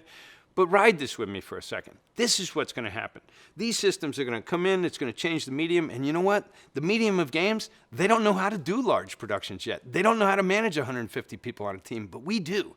So we have that going for us. They don't know how to do computer graphic movies yet. The guys that brought the rocket science story, they just brought a couple of the animators over, Spaz and these guys. They brought them over from ILM and said, look at our team. These are guys who did the Jurassic Park dinosaurs. They're the best. And they were. And I said, but we have this film, and we can equal that, except it's showed in a theme park, not in a film. So we can show we do creatures lifelike like Jurassic Park as well, and we did, right? And so I was like, we can use all this to go raise the money to start a game company, and if we succeed at a game company, then we can make 5 movies out of them. But by then, it'll be a popular IP and all this. And she was like, this guy, he's just such a pain in the ass. And I'm like teasing her and then letting her down, and teasing her and letting her down, because she has no interest in starting a game company. And finally, she goes, look, and I think it was just to let me stop bugging her, and she kind of needed me at the time. So she goes, you get the money, and I'll do it with you. And I was like, okay, you help me put together the proposal, the business plan, and then I'll take you up on that. So after hours, after working our normal 60-plus hour week, we'd go afterwards and then put together a business plan, and I was still putting in all my overtime with the company. I didn't shortchange the employer. I was always really grateful that anyone would give me anything. So I never felt exploited. I felt like I might be doing work I didn't like, but I always felt grateful that someone was willing to give me something. So with her, she got just kind of fed up with me, and she made that promise and said, well, if you can get the money, I'll do it with you. And I said, well, if you help me put together the plan, then I'll get the money. She's like, sure you will. And so she did, and then I did, and then she had to. Right? So then it was we were just trying to raise, at the time it was $3.5 million. But for a game, I remember talking to publishers, and they go, do you realize that you need to sell 1 million units to make money on that game? I was like, yeah. And they go, and you never made a game before? I was like, yeah. And they were like, but you're going to sell 1 million units. And I was like, yeah, why are we here, right? It's just economics. If I didn't think so, I wouldn't be asking you for the money. And so the game publishers were like, no. But to the venture capitalists and the people looking at the dumb money at the time, right? Because it thinks it's going to be this high, just like VR. Oh, let's roll in, big money. It's going to be huge. And then it's not quite. And I understood the tech enough to know 3DO wasn't going anywhere. It was going to be a while before any of this was really 3D. But if it was CD-ROM, then we could have image retrieval and we could pre-render our characters and our backgrounds so we could have a differentiator on the screen of quality of graphics, even though people think they're going to go 3D, but the 3D is going to look like shit. And 3D, just go back and look at 3DO games, right, of what was there. There wasn't quite the hype that we heard. What was also on the horizon was Sony PlayStation. So Sony was saying, we're going to get into the game business. And that was kind of out there a couple years before the PlayStation launch, at least. And that's when I thought, this is really going to get interesting, because for the first time, we're going to have a real, true entertainment company get into the game business as a player, and not just a toy company. And that's how I saw Sega and Nintendo, was toy companies. And I don't mean that in any derogatory or condescending way. I just meant they saw their market, and they didn't believe in things like sequels. Check this out, right? So we're going around and talking to game publishers and stuff, and I'm trying to tell them how we're going to build a series, and because I'm just following, what does X-Files do? What did Disney do? What did the sequels? This is all Hollywood's about. In games, they were thinking, and this is in 1993, 94, 95, they're going, there's no money in sequels. The sequel only sells at best half as much as the original hit, so we don't really bank on it. And I saw that, I was like, there's one of our moments. There's one of my George Lucas, Walt Disney moments. They don't believe in sequels, which means they don't believe in brand, which means they still thinking about it like it's the toy industry. You come out with Cabbage Patch Kid, but you can't milk it to death, right? Barbie lasts forever. Hot Wheels last forever. Legos lasted forever. But everything else tends to be largely come and go. So the toy industry thought more in this way of, you come up with a toy, if it can be a hit, you ride it, you milk that cow for all it's worth, and then you got to come up with a new one. And games was still thinking that way. Now, Nintendo, maybe not, because they already had the legacy of Mario and Donkey Kong and things like that, and they were Zelda.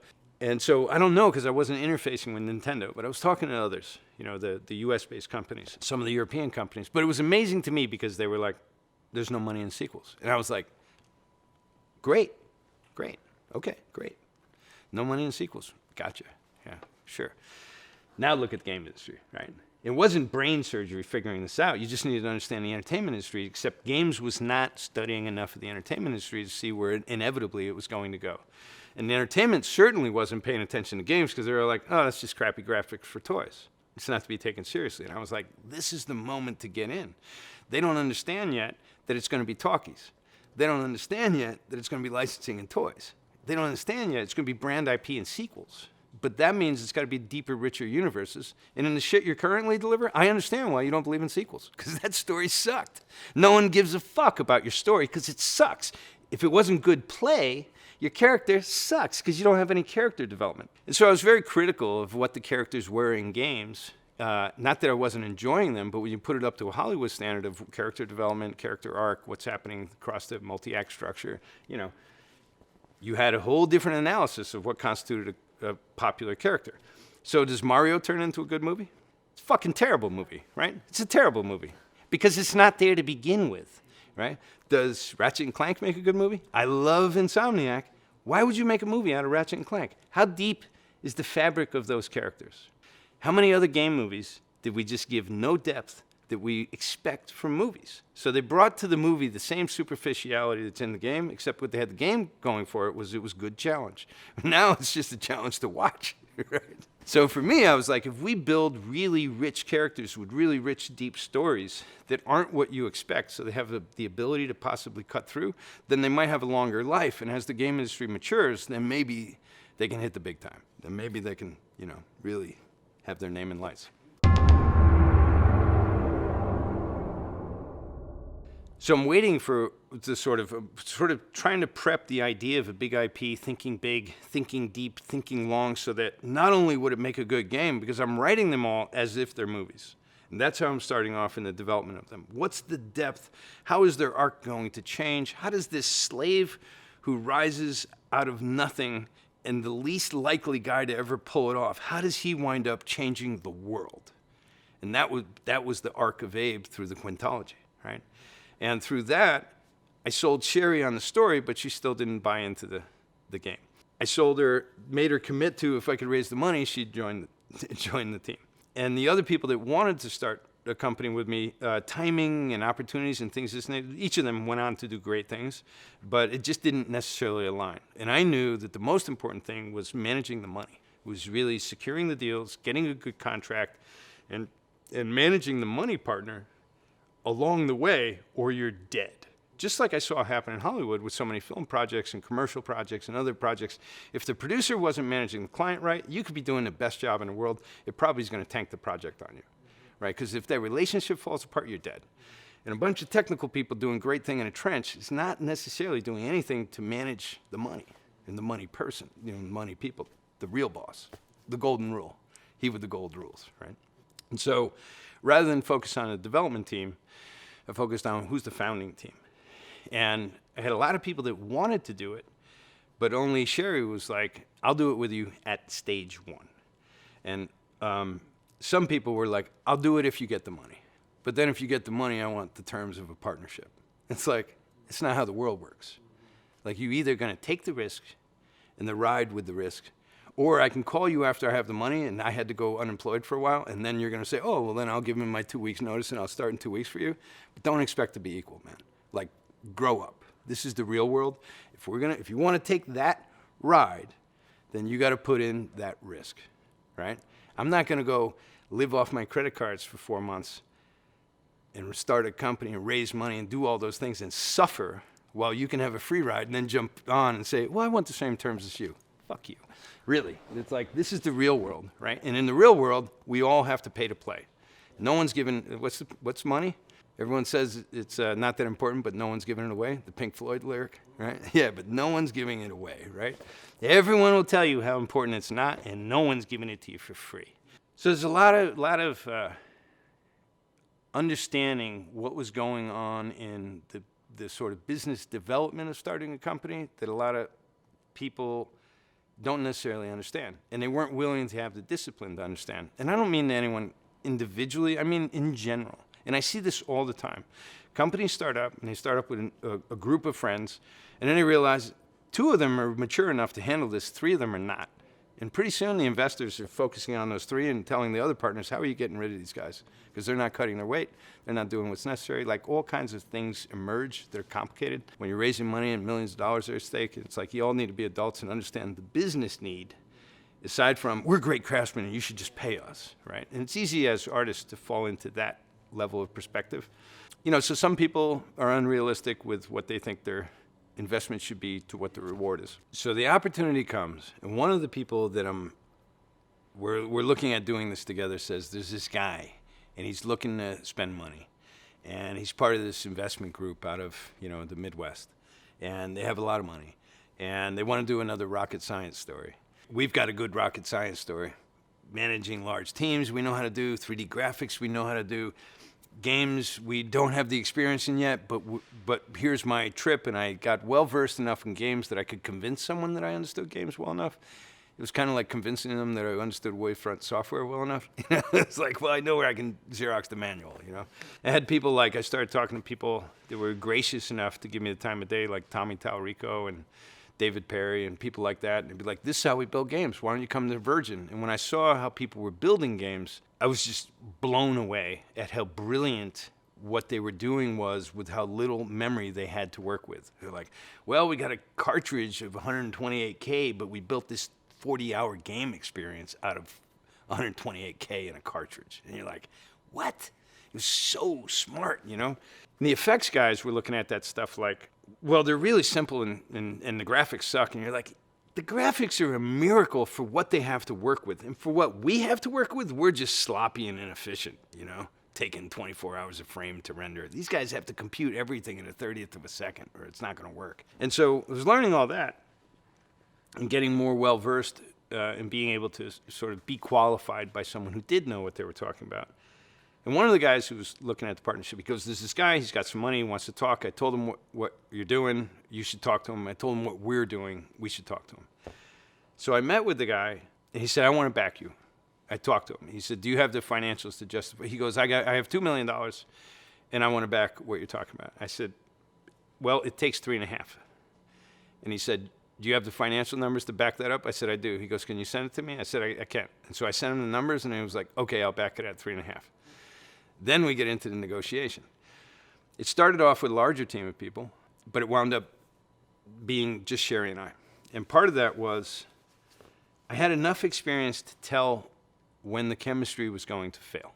That didn't mean I was clairvoyant. It just meant I could go, if you're looking at the world through this pair of glasses, you're looking at it through this pair, and this is really the reality, we're out of sync, and I can't fix that, right? Like, I've really, as an artist, I spent a lot of time, that whole section, 2 sections up there is just business stories.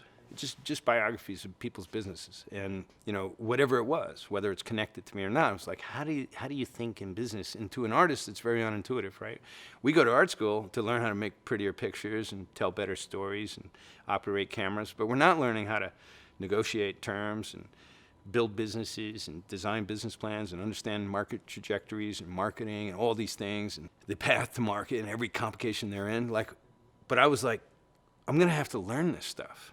And it's really unintuitive and it's really painful and it's not at all what I enjoy, but I have to learn it so I can at least have an intelligent conversation with people who know it. Or else I'm just going to be another whiny bitch in Hollywood who's talking about how I got screwed. And that's, how full is Hollywood of that, right? It's every cafe you walk into is telling that story at every table just about. You gotta put in the work and you gotta learn things you don't want to learn. And in that you learn, like, wow, I could have easily made this decision and it would have failed early. I could have made that decision and it wouldn't have failed early. The smartest decision I made was Sherry McKenna's the core partner that I need to have. And I thought I needed to have a development team around that too, but not really, because it just needed that. And then out of that, just she and I, we got the money. So I was able to reel in the deal, but that didn't mean I could close it at all. I had no experience in negotiating, right? And then it was her job to close the deal. At which point, it wound up in the negotiation where at the 11th hour, we're sitting there and we're going, we want control. And he's going, you have control, but of course, I just have to have 51%. And we're like, well, we're listening, but the attorney says that doesn't really mean we're in control. No, I can do all these things in 2 hours, 3 hours of phone conversations. You'll have total control. But if I don't have the 51%, my investors won't do it because of the way taxes add up, all this bullshit, right?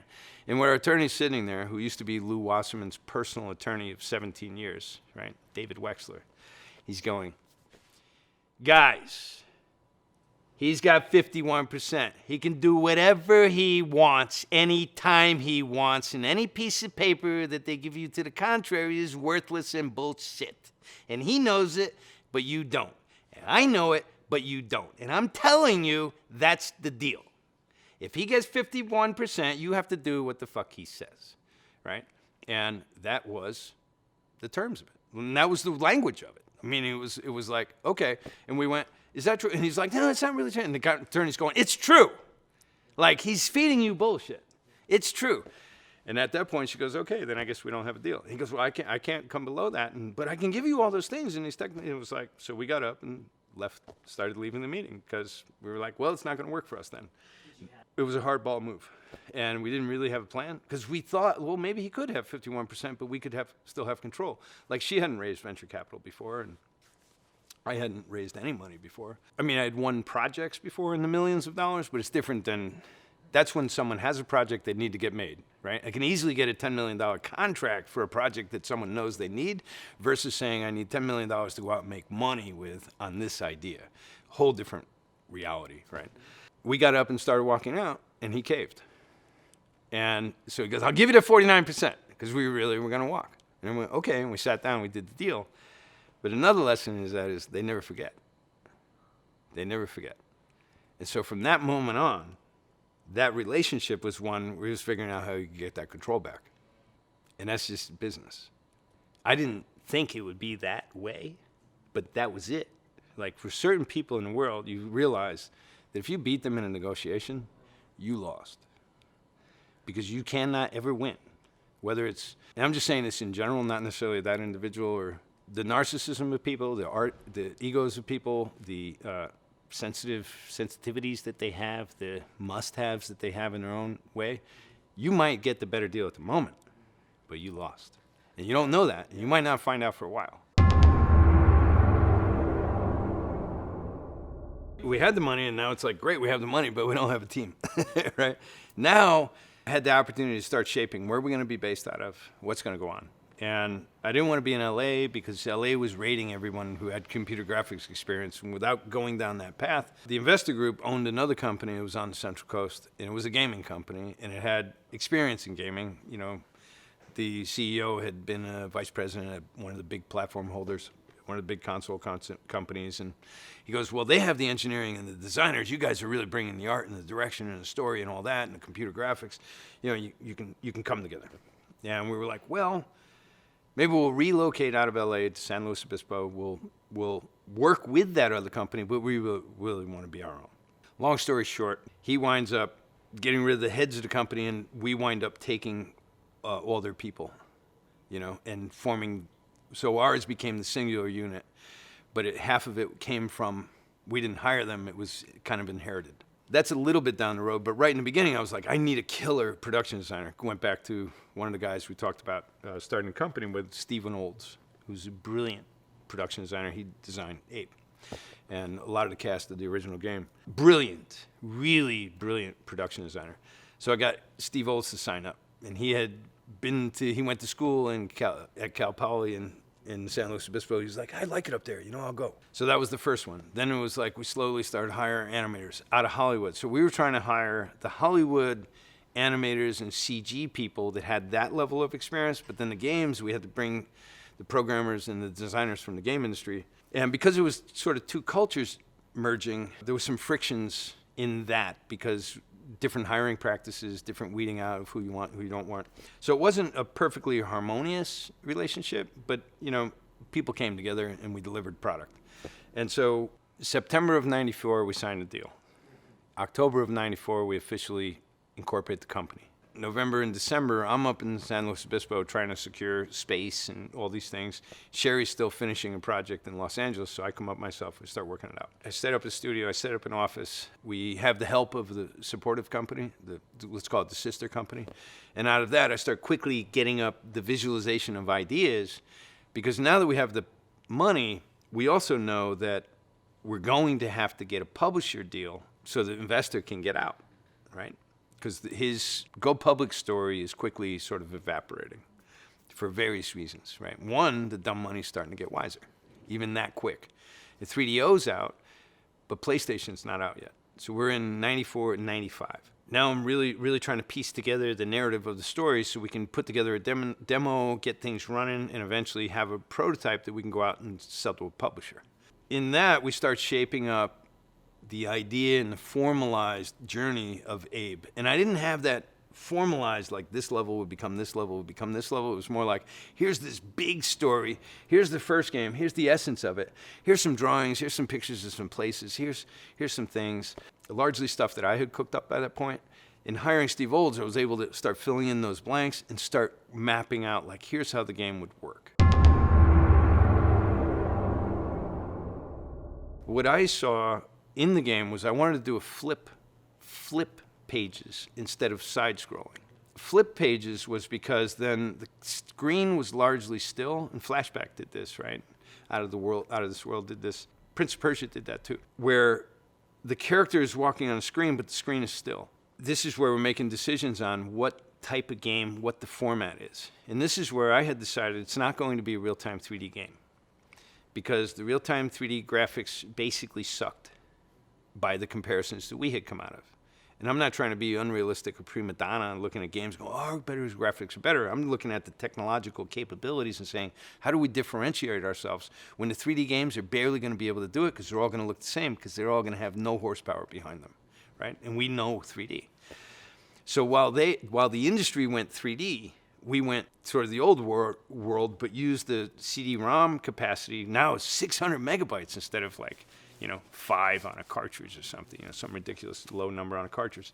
So at 600 megabytes, we can save this many frames of animation as pre-cycles. We can save this many frames of background. I can get 270 frames of background in this many cycles of animations, and they'll all fit on the disc. And I was sort of working it that way, rather than we'll have a 3D character that's running around and doing these things.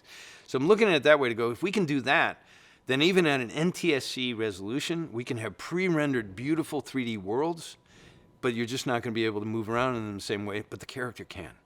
And anyway, I like the format of the flip screen, still screen, because it puts more attention on the character, and you feel like if their animation's done well, I felt more in the games that were doing that, Flashback, Out of This World, Prince of Persia, than I did from the other games, because I felt like I was really more the guardian angel of this life form in this virtual world, that I was in control of his destiny.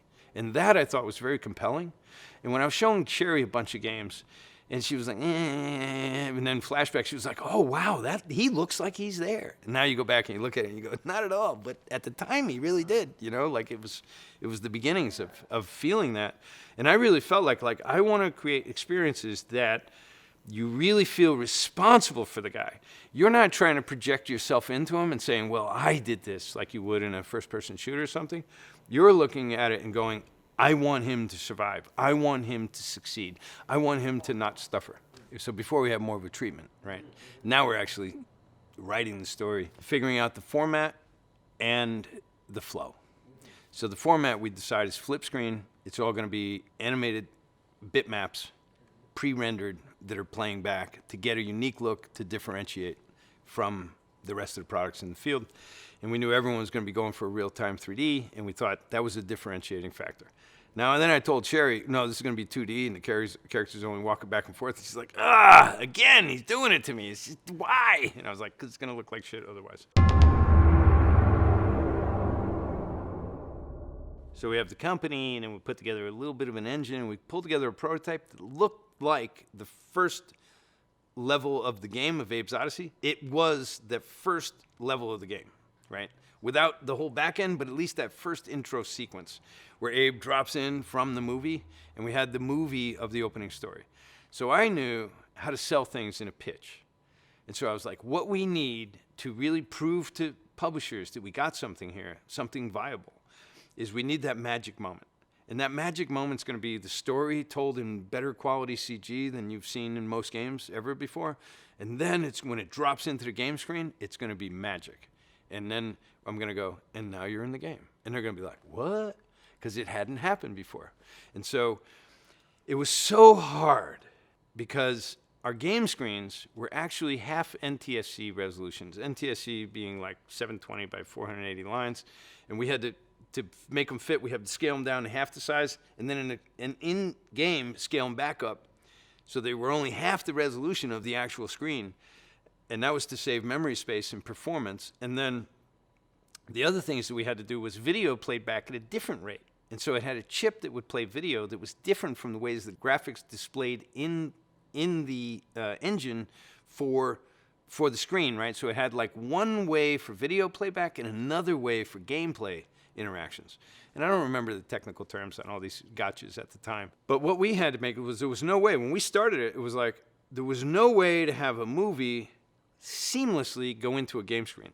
Pop, and then the screen would reset and the buffer would refresh and all this crap, right? And I'm like, we got to get rid of that pop. We have to make a smooth transition. People were like, this is just crazy how much time we're spending on this. This is nuts. And I was like, we have to have that magic moment. Like, that magic moment is critical. We finally pulled that off after a tremendous amount of work. And then it was like, you watch the story of, this is Rupture Farm. I thought I had a good job, you know, and that little narrative. And I wanted to tell it in rhyme because I wanted it to be like a classic Dr. Seuss, you know.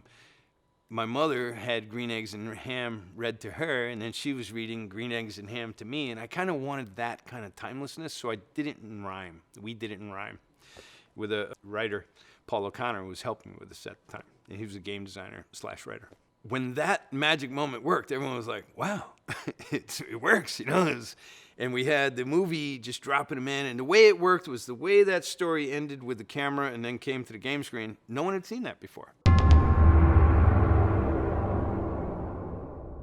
I knew that was a wow moment, but we needed more. And so right after that, I walked up to a character and I go, hello. And they go, hello. And I go, follow me. Okay. You know, and they'd do this, right? And the reason we did that was if we didn't, the characters you weren't going to care about as much. But I knew if we could do that and make it feel like a pet, if we could make it like with a pet, I go, here, boy, and he comes over, and now if I smack him, everyone's going, he was a good dog, why'd you smack him, right? Which is different than if I just smacked him, right? They'd be like, you're an asshole, you smacked the dog. But the dog who did something for you, and then you smack, you're really a jerk. I mean, anyone who smacks a dog's a jerk, but I'm trying to create an analogy on the fly. But that being the case, it was like, if we could create that, hello, follow me, okay. And then I knew that if we could do that, and the timing of it was right, and even that was like the first program comes back, hello, okay. And you're like, dude, the timing, you know, and you're like, engineer, what do you mean? What's wrong with it? You know, it's just what you asked for. I was like, okay, build in a pause, make it feel like the guy heard it. Then he says hello back. It's happening so fast right now. He didn't hear it. He's saying it, you know, these are things that you know, the people twiddling on the bits, they're not necessarily paying attention to it, but they got it to work, right? So we're like building in those timing differences so that it actually sounds more like how characters would talk to one another. And that was not automatic. That all had to be buffered in, right? We had to account for all that. And so if we could get that, then I knew that I had a good story for selling an empathetic characters that you would care about, that would build a stronger emotional connection to you. And then look at this, you got another guy. So we did another demo simultaneously, which was Abe and the Elam. And I was like, and this is a guy you're gonna ride, and this is your trusty steed. But he's got an attraction to honey.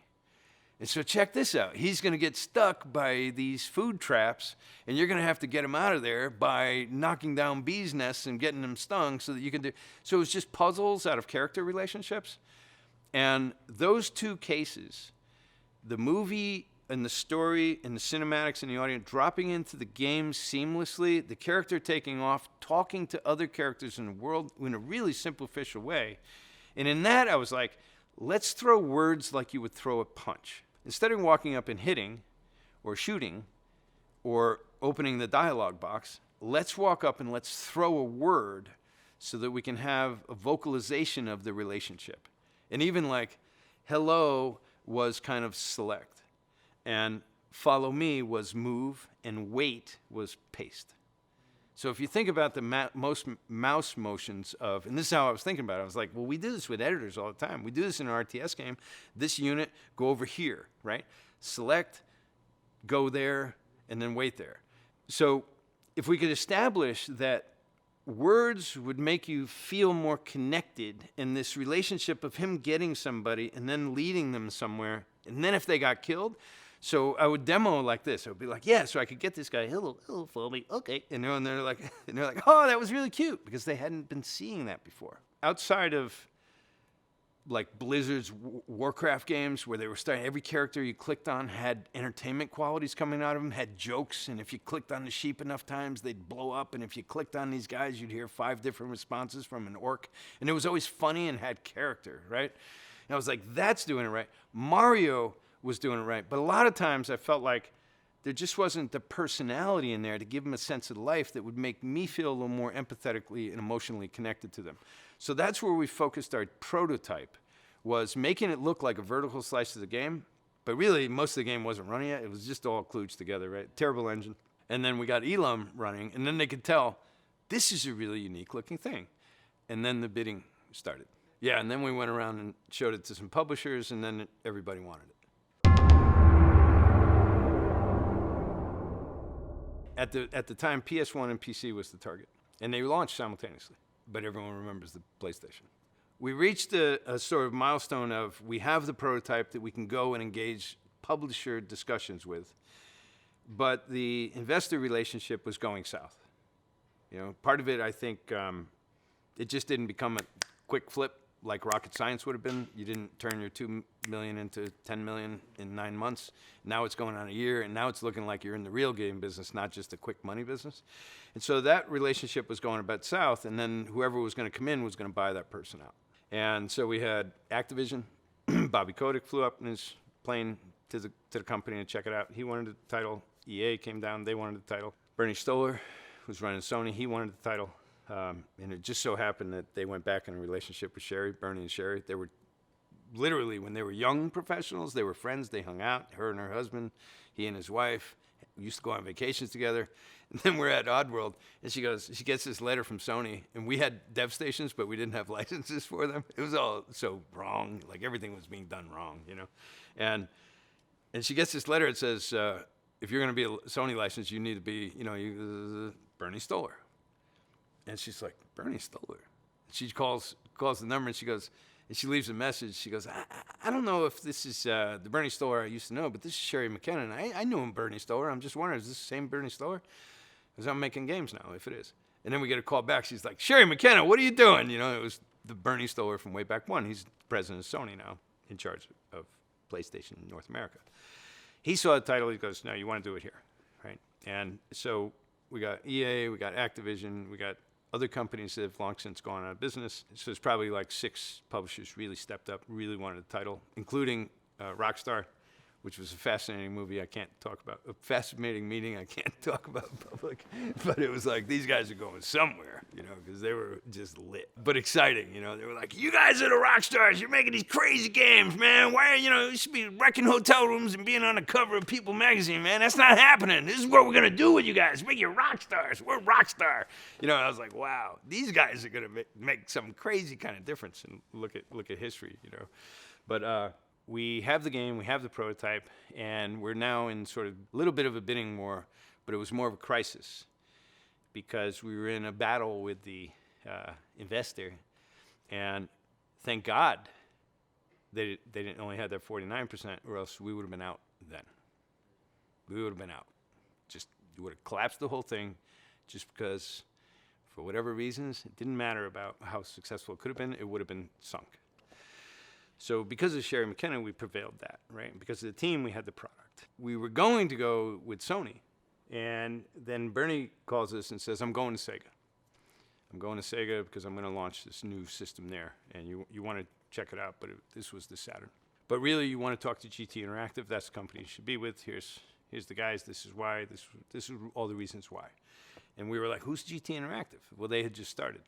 but it was really well financed. It looked like a big thing. They were run by a guy named Ron Shamowitz. He used to run CBS Records in Miami. He built the likes of Gloria Esteban and Julio Iglesias and like all the big Latin stuff that was coming out of Miami was his label. And he was the only guy in the games business that came from the entertainment business. So when he was talking to us, it was like talking to Hollywood. And as messed up as Hollywood is, they understand talent. It doesn't mean they don't abuse it and wreck it and ruin it, but they understand it. The game business seemed like it had no understanding at all. And I'm not talking about being treated like a prima donna. They just didn't understand. It was coders, and that's all that was really important.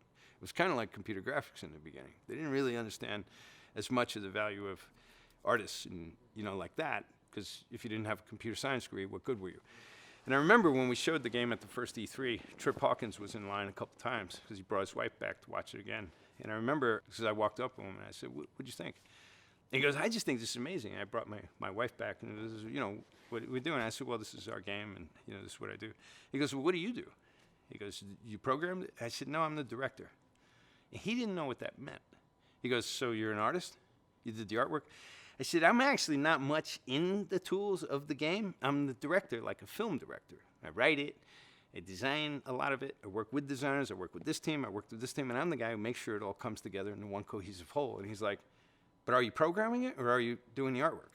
And I was like, wow, he doesn't even know what a director does. And he had no idea what a director does. And that was how the game industry was at the time. That was not unique and different. That was common. So again, it was kind of reaffirming that as frustrating as those little moments were, where you're like, I feel like I'm in another planet, those were the opportunities as well. It's like, okay, but we're here early. Eventually, everyone's going to understand this. Eventually, they're going to be hiring directors for games because you got too many moving parts and it needs to come together with a cohesive vision, Not one of us is ever going to watch a movie that didn't have a director, right? Because you're just going to watch a whole series of shit on the screen that's not cohesively packaged. We get through and we sign up with GT Interactive, and it's actually a really exciting time because they're a pretty raging up-and-coming force, and they're hiring lots of people away from big other publishers. At the time, there was like Acclaim was huge. It was very exciting. They're spending a lot of money, so you got to go around the world. You got to pitch your game all over the place, and then you learn the really hard stuff too, like going around and selling your game to all the buyers, all the retailers. So you're going to down to Arkansas to meet with the Walmart, and you're going into whatever, Minneapolis and wherever, meeting with Sears and wherever in the middle of the country, places you never heard of that have the buyers' offices, and you walk in, and some of these people just have the worst haircuts and the worst suits and the highest water pants, and you're just like, this guy's right out of a bad 60s movie, And then they just sit down and they got an old TV, right? And they just sit down in a cubicle in a field of cubicles and it's like, show me your game. What do you got? And you're like, oh, wow, this is just so terrible, And where do we play it on? Well, I got this. Can we plug it in? It was just terrible, But you realize what it took to sell games, so it was priceless. So we had put together the team. We had got Abe's Odyssey and delivered on time, which was kind of a miracle for a company that had never made a game before. So we built the game, the engine, the team, and the content in one budget. The rest of the money that you needed to complete was in the publishing deal. But we largely had that because that was the initial funding. So we were kind of aligned to that. So now it was more like, what's the marketing commitment and all that? But then if we bring it back to the game, then the game had these challenges in building it, And some of those challenges were like, we were starting off with certain ground rules. One of them would be, parts of the team were conflicted. They're like, he's just weak. I don't want to play a guy who's weak. I want to play the strong guy. And we're like, that's not this game. So we had those kinds of conflicts of, we're starting with a scrawny Spartacus, right? But he's not Kirk Douglas, He's got a lot of heart, and that's his real strength, and he's got a mind to figure things out, which means he's not the guy you want to be. He's probably a lot more like how you actually are. And that's how I looked at Abe, was that we're not trying to make the guy you want to be. We're trying to make the guy that you could identify with as being. And then if he can prevail, then you probably could too. And that was just a moral message that I wanted to have in games that I made because I felt like one of the biggest endangered natural resources we have is hope. And I know that when I didn't have it in my life, things were really dark and really, really challenging. But when I had some, everything was much better, And how many people I knew that had no hope, and how many suicides I saw, and all these different things that I'd just been able to witness in life. And I was like, I wanted to make things that made people feel more empowered. And I didn't want to make things that were just difficult to play and challenging to win, but I wanted something that you went away and you remembered, the way I remembered Apocalypse Now when I saw it as a movie, or 2001 or something. It just made me never stop thinking about it. One of those other qualities was Abe should never carry a gun. But we were saying that we were building an action-adventure platformer. So the experienced game designers were just half the time looking at me like I was a total idiot. And because they'd be like, so you want to create an action-adventure game where the character doesn't really have much action, is what you're saying. And I was like, yeah, but we can pull this off. You know, this is a creative venture, right? Like, let's creatively try to solve this problem. And one of the things I had learned was the essence of sort of brilliant creative ideas was not that you had some brilliant mind and you could just birth it out of thin air. It was that you figured out the right question to ask. You figured out the right problem to solve. And if you could figure out the right problem to solve, then focus on solving that. And by the time you solve it, you look brilliant. But not so much for the answer, it was the problem in the first place. And the problem with Abe was, how do we create an action-adventure character that's going to, at times, be engaged with firepower and stuff like this, but he's not allowed to carry a gun? Because at the time, I was like, every Hollywood movie poster I walk by, almost every character's got a gun. Now, it's kind of ironic that we see all these people that are all selling their movies with guns on anti-gun rants now, but they still use guns to sell their movies. And I was like, I don't want our character being on the cover with a gun. And if he ever picks up a gun, that's going to be we can't go back from that moment. And so I was like, this is our problem to solve. So how do we get Abe a gun without giving him a gun? And this led to all kinds of arguing and infighting. It was like, this is just ridiculous. Just give him a goddamn gun. And I was like, if we give him the gun, he's going to solve every problem with the gun. And then you're no longer in a puzzle game because the guy's got a gun, right? So that's an inherent sort of conflict. So we're still in the first year of aiming for that goal, that deal with GT, and piecing it together and really sort of getting that clarified. And I think we might have had the deal before we came up with possession. And possession is the answer to the problem I'm suggesting right now. So when we're having this fighting, he can't have a gun, you're not making any sense. How can he be an action character if he doesn't have a gun? Give him a bow and arrow then. And I was like, it's the same difference, you know? So we're having these fights. And I was like, our creative problem to solve is this. Abe doesn't carry a gun. Now, how are we going to solve the problem? Well, what do we have to begin with? What we have to begin with is, who is Abe? Well, we knew he was the remnants of an indigenous culture that was sort of mystically connected to the landscape and had those powers like we think of that certain Native Americans had, certain Shaolin monks had, the ayahuasca arrows in Peru have, the native healers that do their hallucinogens have. They had this connection to, sort of Yoda's more landscape, right? And what comes with that historically? And it was like, well, what were those people like in Haiti? Well, in Haiti, they were into voodoo, right? In Haiti, they create zombies. So if we take Africa and Haiti, what kinds of powers did these shamans have? And if you go back to ancient China, it was very similar stuff. They were very powerful. They could shapeshift. They could project into an eagle and see things from the skies, right? There was all this lore around what they could do. And we were like, well, what if he's using his supernatural powers, and what if we created that he could possess other characters by going into by going into that, could he then possess other characters? And if he could possess other characters, those could be the characters with the guns. In this way, we can beat the age-old no-no in games, which is don't give me something that's fun and then take it away, and now I can't have fun with it anymore. This game sucks, right? How do we cross that barrier and give him a gun and then take it away? We figured out that through possession, we could possess other characters. You would be able to have the gun for the moment that you possessed them, and then when you depossessed them, they popped, they went away. But then you were like, of course I don't have a gun. He had the gun. And that gave us a way to have shooting action dynamics without Abe doing it, but it was Abe doing it. So it was the problem that led to the really creative solution. And these are solutions that, in my experience, a lot of people just want to cave to the convenient answer, which is just give them a gun and let's just change the nature of that, because it's just easier, right? There's a lot of people that would just solve the problem that way. But I was like, we're kind of killing the IP before it starts because now we're just doing what everyone else does. And we're not differentiating in that different, unique way. So if possession can get us there, that's how we get Abe to not have the gun. And that's how the user, the player, isn't disappointed that that happens. And then we can still ramp the action, we can scale it, but Abe will still go back to just Abe with a loincloth solving his basic problems with his brain when he doesn't have someone to possess and want to do that with.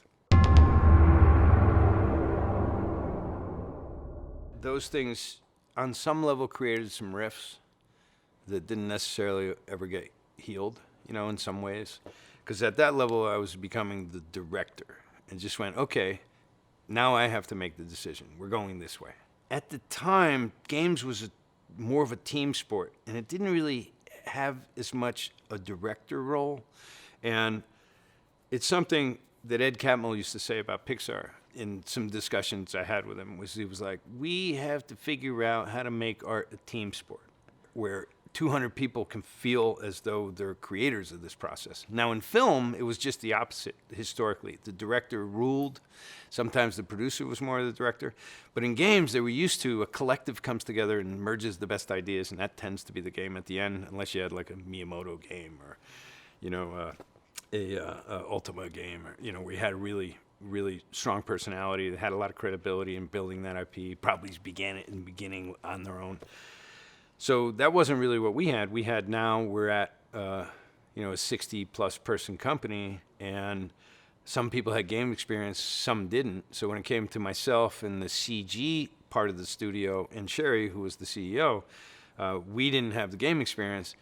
The people that had the game experience didn't have our film and storytelling experience. So there's a little bit of a cultural rift. I'm not sure if we hired them individually that they'd want to work for us, And that's in all fairness. I'm grateful for what everyone ever brought to the project, so I don't want to be misread in that. But I think some of that was like, I need the job. I like the Central Coast. I'll just do what the guy says, rather than, I get it. I get why we want to do that. So some of it was you buy in because the boss says so. And then some people were like, hey, that was a really interesting way that we solved that problem. Other problems was like, yeah, it doesn't mean you know what you're doing with games yet, And it was really difficult getting through the battles with the investor. And so half the time you think you're going to be building games, but I wound up 50% of my time was involved with Sherry trying to, keep the wolves at the gates and protect what we had going and keep it going and keep the money flowing and all these things. And so not nearly enough time that I think is I'd be spending actually working on the game was I. So my days just became incredibly long, incredibly challenging. So like when you look at GameSpeak and you look at possession and then you look at the idea of rescuing versus killing, like I wanted to flip that dynamic too. I was like, Abe's about saving. Normally you accrue the more you kill, right? So how do you do action adventure where it's about saving? And that was kind of a conflict too. So it was like, well, you got to talk to the guys, you got to do these things. So we're pulling together these chemistries that really said we need to be more creative to solve these problems. Something I was experiencing from a lot of the people that came from games was that they were typically began their career as game testers. They then would be the entree into becoming a game designer, level designer. And then maybe someday they'd be involved with the sort of creative co-creation of an IP, right? But that was generally the track of how people became game designers. They usually didn't go to school for film. They didn't go to school for writing. They didn't go to school for storytelling. A lot of times they didn't go to school, right? Or they went to school for computer engineering or something. So what you had a very fixed idea in a lot of game designers' minds of what games were and how they should be made, and that they should take that chemistry and if they just expanded on that, it would lead up to better selling games. I had a different take, which is that feels kind of tired, and we need something new, and we need to shake it up a little with something different because the shelf at retail is no different than the airwaves at prime time, which is everyone's fighting for visibility, and we need something that cuts through. Now, we had come out of, Sherry, I don't know how many Super Bowl commercials Sherry's made in her life, but the biggest and the best of the hottest moment of the most expensive airtime and must be there on time, on budget. A lot of that experience, and you're always going, you're being paid to do what hasn't been done, not what has, right? No one was going to Hollywood to have the $2 million commercial made because it was something someone had seen before. No one, right? You want it to cut through. So we understood cutting through, but we didn't have the experience in games. But I think at the end of the day, it's kind of the same. You know, you got to figure out what's going to cut through, what's going to shine on a commercial, what should make sense on a screen for 15 minutes or 15 seconds if it's at E3 for a little while. How do you cut through? How do you have something unique? How do you have something the writers want to write about that just is to the existing fan base? And it was interesting because we'd travel Europe when we started promoting the games, and the European journalists, which typically had a different path to becoming a journalist. The European journalists went to school for journalism usually, right? And being European, they were a little more interested in philosophy, and they were a little more intellectually based. And so when they'd say, well, this meat in the product, well, what do you see? What is the comment on society? You know, they'd really get into these different themes of the deeper things, and that's what they'd want to talk about. When you met with American game journalists, almost verbatim, they'd say, how many levels are there? Are there any secrets? Where's the hidden areas? And is there any, you know, at the time there wasn't DLC, but it was basically that stuff. You know, how many lives per level? How many new levels? How many NPCs? How many characters? What is it 2-player? Is it 1? Is it all these standard format questions? I'm not sure that it trickled down to the player in the same way, but for the games journalism, it was very much in the sector of games, of the history of games, but not towards like the future of what games could be.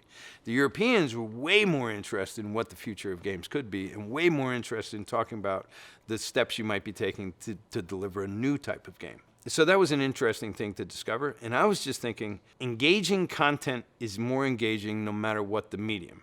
Empathetic content, when you emotionally connect to characters, is more engaging regardless of the medium. So how would we bring better storytelling, better character development, better empathetic connection to games? And historically, we get some credit for sort of bringing more of the Hollywood pre-production model into the game business. And I think there's some truth in that.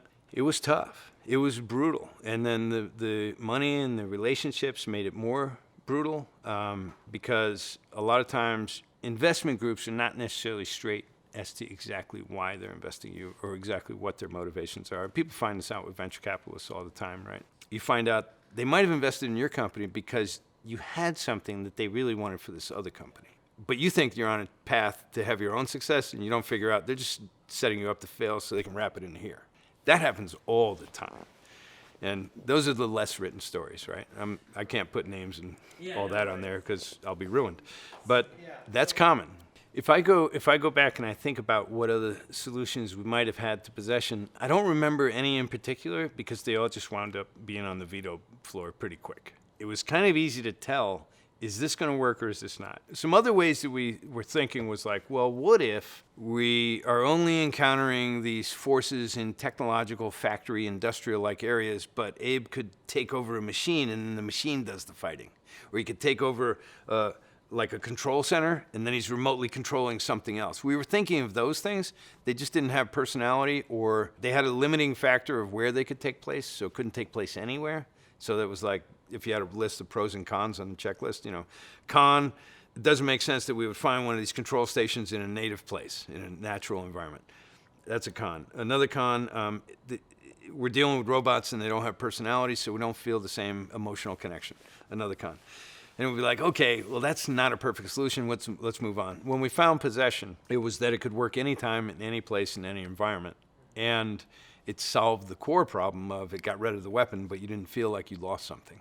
And that was, you know, so it was a win once we found it. And once we found it, the people that were helping me solve that problem, they were like, yeah, I think that's kind of cool. I think that's kind of cool. Like, it's different, it's kind of cool. And then we had to make operating the slig feel cool when you're shooting him, you know. And that was another little challenge. Those were the creative problems to solve to get us there. But really, the core of the tech, how fast it would load a screen, how it would hide load times, this was the hardest problems. One of the things in Abe's Odyssey that I was kind of amazed that people didn't appreciate was how fast the load times were. And if you go back to that era and you load a game, just watch how long it takes you to load the game. But if you go back to Abe's Odyssey, we were continuously streaming content to speed up our load times. And no one noticed. And I was like, I just find it so rude that I'm sitting and waiting so long for this load time. If we can just speed that up, people are going to love it. And no one seemed to notice, right? And then we wanted continuous audio over the loads that were happening. So what we did is I said, okay, give me a drone sound that can start like, and we'll take the attack and we'll put that at the head of the sound. And then we'll take the middle of the sustaining part, and we'll have that loop as long as it takes, and then we'll have a decay, right? So we'll divide the sound into 3 sections. This one, the center section, which is going to be a sustaining loop, we're going to use that to mask our load times. And so even though we're going to come up and we're going to enter a screen, and then we had a little thing happen, we had a little Madocking face come up that suggested something's loading. And sometimes we said, we're loading, get over it. You know, we just were wise-ass about the communication of it, which seemed appropriate for the wise-assness of the brand. But we really, really struggled with the continuous cashing in and cashing out of content. This is where we had a lot of riffs with the team, too, because traditionally people just didn't bother. They were just going, you load the level, you play it, you get done, you cash it out, you load the next one. What don't you get? And I was like, what I don't get is that's boring, because we can only load up so much in the beginning. It's not just a bounce on the guy's head, a hoppy-skippy game. There's a story here. There's a different change of pacing. The other thing that we did was we built an audio engine that was actually tracking the action, and it would change dynamically to the action. That was not typically happening in games in that time. What was typically happening was there was a music track, and usually when you went to the specs, and this was a spec on PlayStation, and this was a spec for Nintendo, music must be turn-offable. You must be able to give the player the option to turn off music. I remember that was a spec, I think, in the PlayStation. That was a part of the, what do they call them? The RCs, the LCs, the requirements of the station, the format requirements of what you can do and what you can't do. One of them was, you got to let the user turn off the music. And I was like, no, we're fighting that one. That's old games, okay? That's music is thrown on top of a game. It has nothing to do, it's not choreographed to the level. It just hits the pace of Mario jumping or whatever it is. And by the time you get to the end, the song is done, or it has some sections where it loops, but music was overlaid on top of a game. It wasn't composed like a score in a game, right? And so they were like, you need to have a flag to turn your music off. I was like, no way. And this is why. Because this is actually scored, and it's got a dynamic engine, and the music is changing to this. Well, we have our market research, and it says users want to be able to turn off the music. I said, what your market research should say is users want to turn off the shitty music, right? Now, what about the good music that's composed? What's your market research there say? And they're like, because no one even thought of it, because they weren't doing games that way. So we said, we're doing it differently. We don't just treat music as something that plays on top of the game. We build it into the narrative of the experience. And saying you want to turn it off, does a movie DVD have the option to turn off the music while you're playing? No, because it's part of the experience, right? This is part of the experience. It's not just shitty music that's laid over on top of a game experience that someone wants to turn it off because it's irrelevant. It is relevant. It provides hints. There's a lot of things that we're doing with sound cues that are embedded in the music. And if there's no action, there's no music. But as soon as Abe starts to engage the enemies, you're going to start having dun, dun, dun, dun, dun, dun, dun, and then the action will pick up. Now, we had to do that in really elementary ways, but it worked. And no one noticed. Like, I was amazed. I was like, we spent so much time on it, and no one really noticed, you know? We've always done that in our games since that point. And it becomes like in Soulstorm, it gets more noticeable because we got a lot more tracks, we got a lot more memory, we got a lot more dynamic processing that we can do with audio in real time. But back in that day, they were still expecting that a game it should just have the flag to turn off music. Yeah. But you would never think that for a movie, right? Yeah, so we won. We got them to allow us, to do that. So games, the essence of GameSpeak was characters could throw a word instead of a punch or a kick or a bullet or a bomb. And that word could then initiate another character, so we could have hello, hello, and then follow me, the thing to do. Okay, so hello, hello, follow me, okay. And then they go off together. That moment was a little bit of magic, and everyone we presented to that was older, or any women or girls that we presented to, were like, oh, right. But then if I took them around the corner and got that guy killed, they'd be like, he was such a good guy. Why'd you get him killed? You could tell that they were emotionally getting hooked in it, right? And what we wanted to do was we wanted to build a game that was based around empathy and based around saving, but we wanted the casualties to be hilarious. Right? So that was part of the irony of the IP, right? We wanted that. So with GameSpeak, it was a way to tighten the emotional fabric between the player and the characters in the game. And because the characters that the character you were controlling was engaging them through voice and they would obey and do, you had a different sense of responsibility and ownership over them. That was sort of the subtext of the psychology. It was what was driving that. And the whole game would be laced with that through from beginning to end. And then that would be something in the signature of what would make this character unique that would carry through in the series. GameSpeak. And every game we've had to this point, which was, we launched with Abe's Odyssey, we then followed it up with Abe's Exodus, we then had Munch's Odyssey, we then had Stranger's Wrath, and then after that we did some remakes, and now we're making Soulstorm. But out of all those games, GameSpeak was always a pivotal core in the fabric of how those games would operate, because we were always going for that empathetic connection from the audience to the character. On the original PSX, there was no memory. I mean, it was almost no memory. I don't remember how little it was, but it was embarrassingly low, right? And so it was like, how do we get this sense that it's not all the same guy? And the fact is, we could only afford one hello in the game, right? So we had like one hello. So it was like, hello. But then he'd go meet this guy and be like, hello. It's because we'd just speed it up in pitch, right? And be like, hello. So we'd play with the pitches. And so we had one hello, one follow me, one okay. And then we had to pitch them and do as much little processing as we can, so it felt like you were meeting a variety, but it was really just one sampled, sound file. Just hellos and okays and waits and follow me's and some slags had some commands like, here boy, go get him. They could control slogs like they're dogs, so they could give commands on those, but it was the same thing, right? So we were just carrying it over, so even the bad guys had this, and then we could use voice locks where it's like, yeah, I'm here. They would do different things, and a lock would open up. And if Abe went up with hello, it'd be like, you're not, like no authorized entry. It'd just be like these funny voices like that and shit. And you'd be like, one of them was Abe would walk up, hello, and be like, who's there? It's just like we were playing with all these things. It's been so long, I don't even remember what got into the game and what didn't. But we were always trying to play with that voice to get laughs. And comedy was always an essential part. And so it was like, well, how funny can I make it if you don't care about the characters? Right? It's not just about writing jokes, right? Like, there's really almost no jokes in the game. It's the disaster of what happens when you fail trying to rescue basically sort of vulnerable guys in a really deadly, big, epic, threatening world.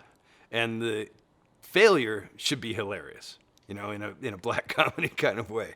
And that became the fabric of, why is Abe funny? Why is it unique? Why is it a comedy that's a story and yet it has depth, So what we had to do is we had to make sure there was like increasingly funny and humorous and ways in which they would die, which were really influenced by like vaudeville acting, right? Like back in the silent movies, Buster Keaton. And you looked at these guys that were all, had exaggerated performances and stuff. And we were like, that's what we need. We need that acting from the silent movie era rather than the subtle acting of close-ups of later movie making. When cameras didn't even understand a close-up yet, right? Silent movies, right? Buster Keaton and other guys of that era who are slipping me at the moment. But that type of performance was all like, if they saw something, it was all over exaggerated, and it was this like the bodies had to express what wasn't there for audio, and I was like, this is perfect for games. So we were trying to bring that slapstick sort of comedy of errors into the property, and then we had to find more and more funny ways for characters to get whacked. So then it was like if they fell to their death, you'd hear, these little things that were just signature gags that really came out of the old silent movies and Looney Tunes. So it's Wile E. Coyote, right? It was funny, but they were so violent all the time. Like Wile E. Coyote is just incredibly violent. He's got explosives are going off in his face all the time. He's falling off of this. He's riding rockets into brick walls. It's just a comedy of errors. And that was critical for us. we've got a game that's resonating with what we wanted. We got puzzles that are working. We've got empathetic connection between characters, and we've got a unique sense of action adventure through possession, where we actually have the action, but we're still keeping the character in the empathetic realm. So it's all, all that's coming together, and we get all our work together, and it's just murder getting to the finish line, because the one thing we promised in the beginning was we will deliver on time and on budget, and you can count on us for Christmas. Because really, we had all the experience in managing those big teams, right? Oh my God, it was terrible. It was so hard, right?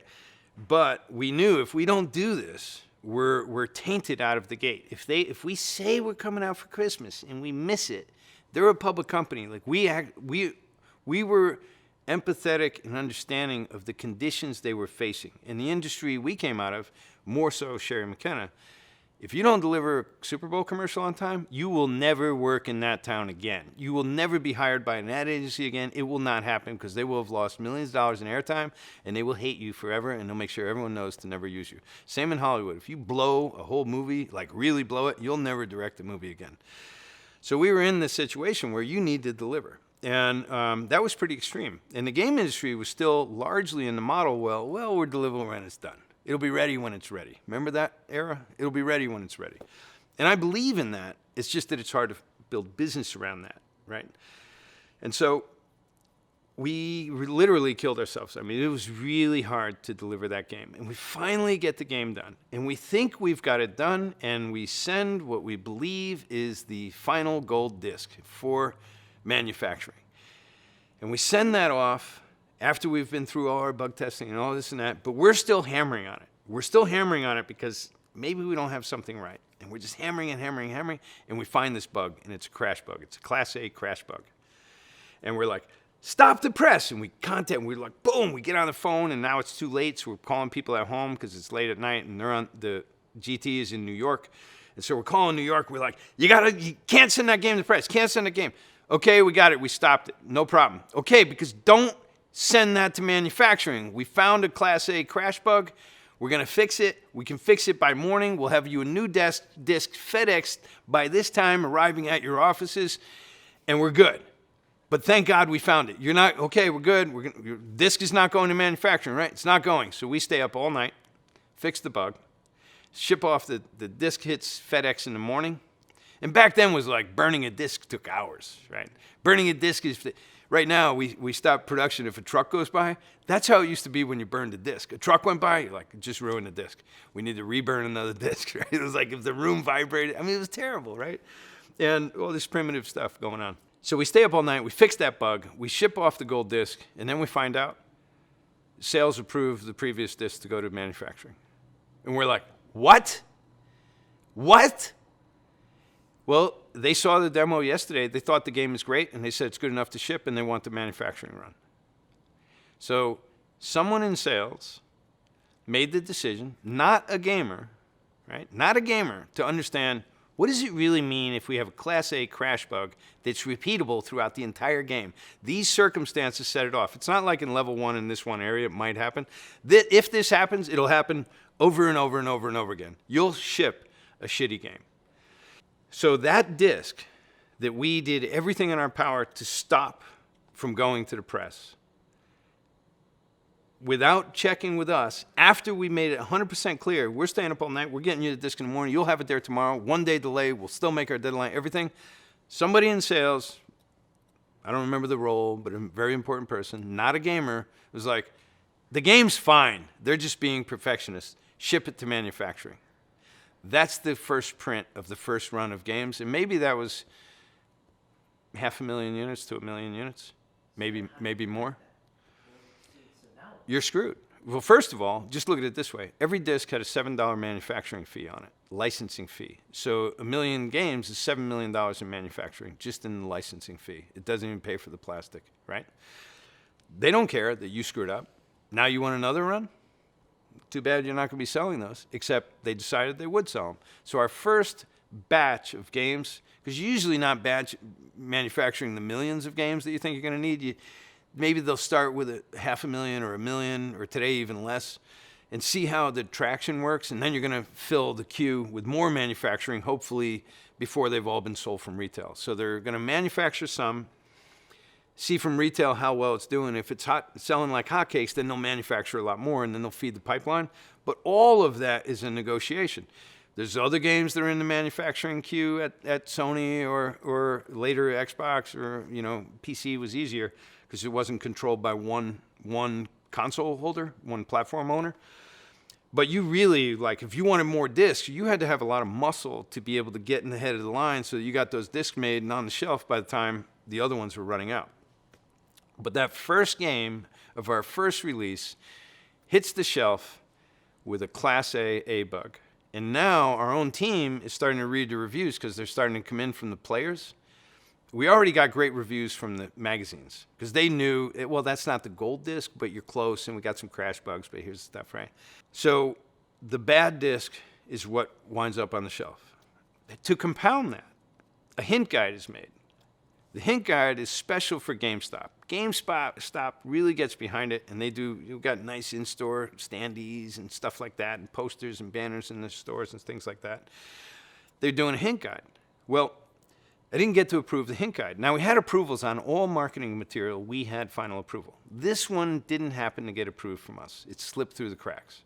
What we did when we built the game was, after we finished the first linear part of the game, we said, we need a way that we're embedding the secrets, and now we're going to lay the secrets through, and we want, like, right at the beginning should be some of the hardest stuff, right? And so the hardest levels are going to be the secrets. But there's no way you'll ever encounter this the first time you play, but maybe the second or third you'll get it, right? So we're building this in for replay. Well, the geniuses putting together the hint guide, we're like, oh, this is the first level. Oh, and look, there's a secret. The first thing that they give for the hint guide that's sitting in the counter that comes free with every game is how to enter the secret area, and this is what you're supposed to do. Except it was so hard, it just instantly was the worst thing you possibly could have told a gamer is the first thing they do in this game. And then right away, all those games people are just like, this game's way too hard. Because they got the hint guide, and now they're trying to solve the hardest level in the game that you shouldn't have even had to try to solve until you got to the end of the game and replayed it. So that was a mistake. I made a mistake because I go, wow, that can happen. And then B, we couldn't stop it from happening. And by the time I realized it was, I picked up the hint guide at GameStop on the counter. And then I was like, oh my God. So we got a bad disc got shipped day one that was avoidable, and it didn't get avoided. And then we had a hint guide telling them, dive in the US, that said, dive into the hardest part of the game as your first experience with this game before you had any familiarity with how it worked. Both of those were devastating. I just wanted to shoot myself. I mean, it was like I was so burnt out. So this is now about 3 years later, after having raised the money, formulated the company, built an engine, hired the people, and built the tools and delivered a product. Because even back then, you didn't have engines that you could go buy, and you didn't have tools that you could go buy, for the most part. There was some, but we had to cook them all. So it was just a dense crunch from not for everybody, but for us, especially Sherry and I, from day one till it shipped. And then it was that moment of watching our team reading forums on the web and going, this was one of our biggest supporters, and now he's just can't believe we shipped such a buggy game on such a great possibility. And we're watching that, and it's just like, oh. The best you could do is you can't do anything about the GameStop hint guide. It's too late. The only thing you can do is make sure the next manufacturing run does a better job, and that's it. You're screwed. You're screwed.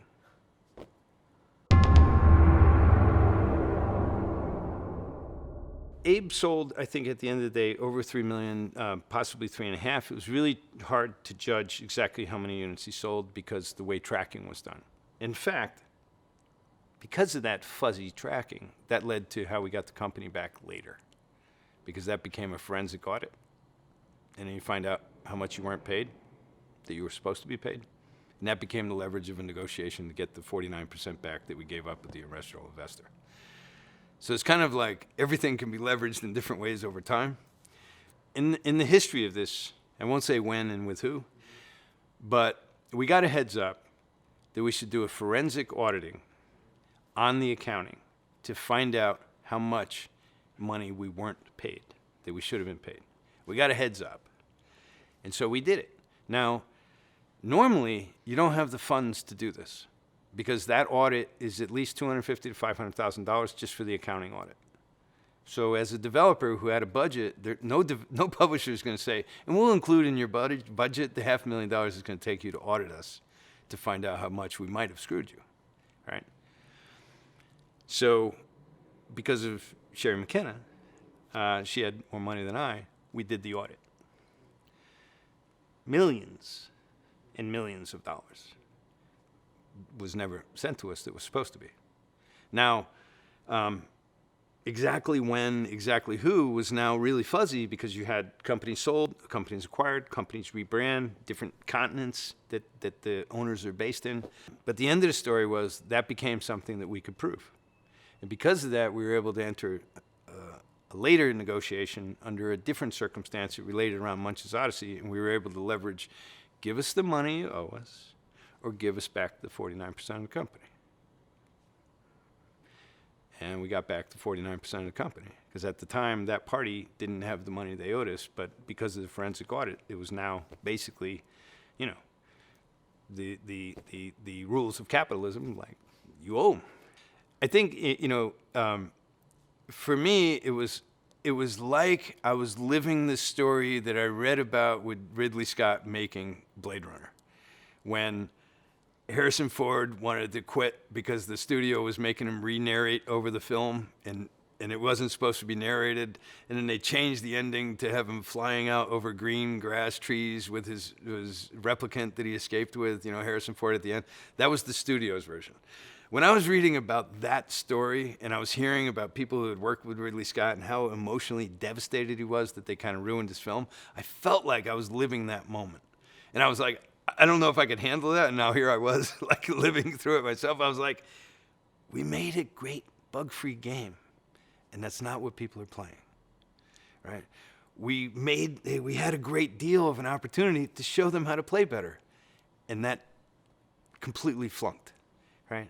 We spent 3 years of our life, 3.5 years of our life, killing ourselves, losing sleep, you know, suffering through what it takes to pull that off, like if you're a startup or a small indie group. None of them do this easily. That's everyone who prevails with great product in the entertainment business is usually killed themselves to get it done, right?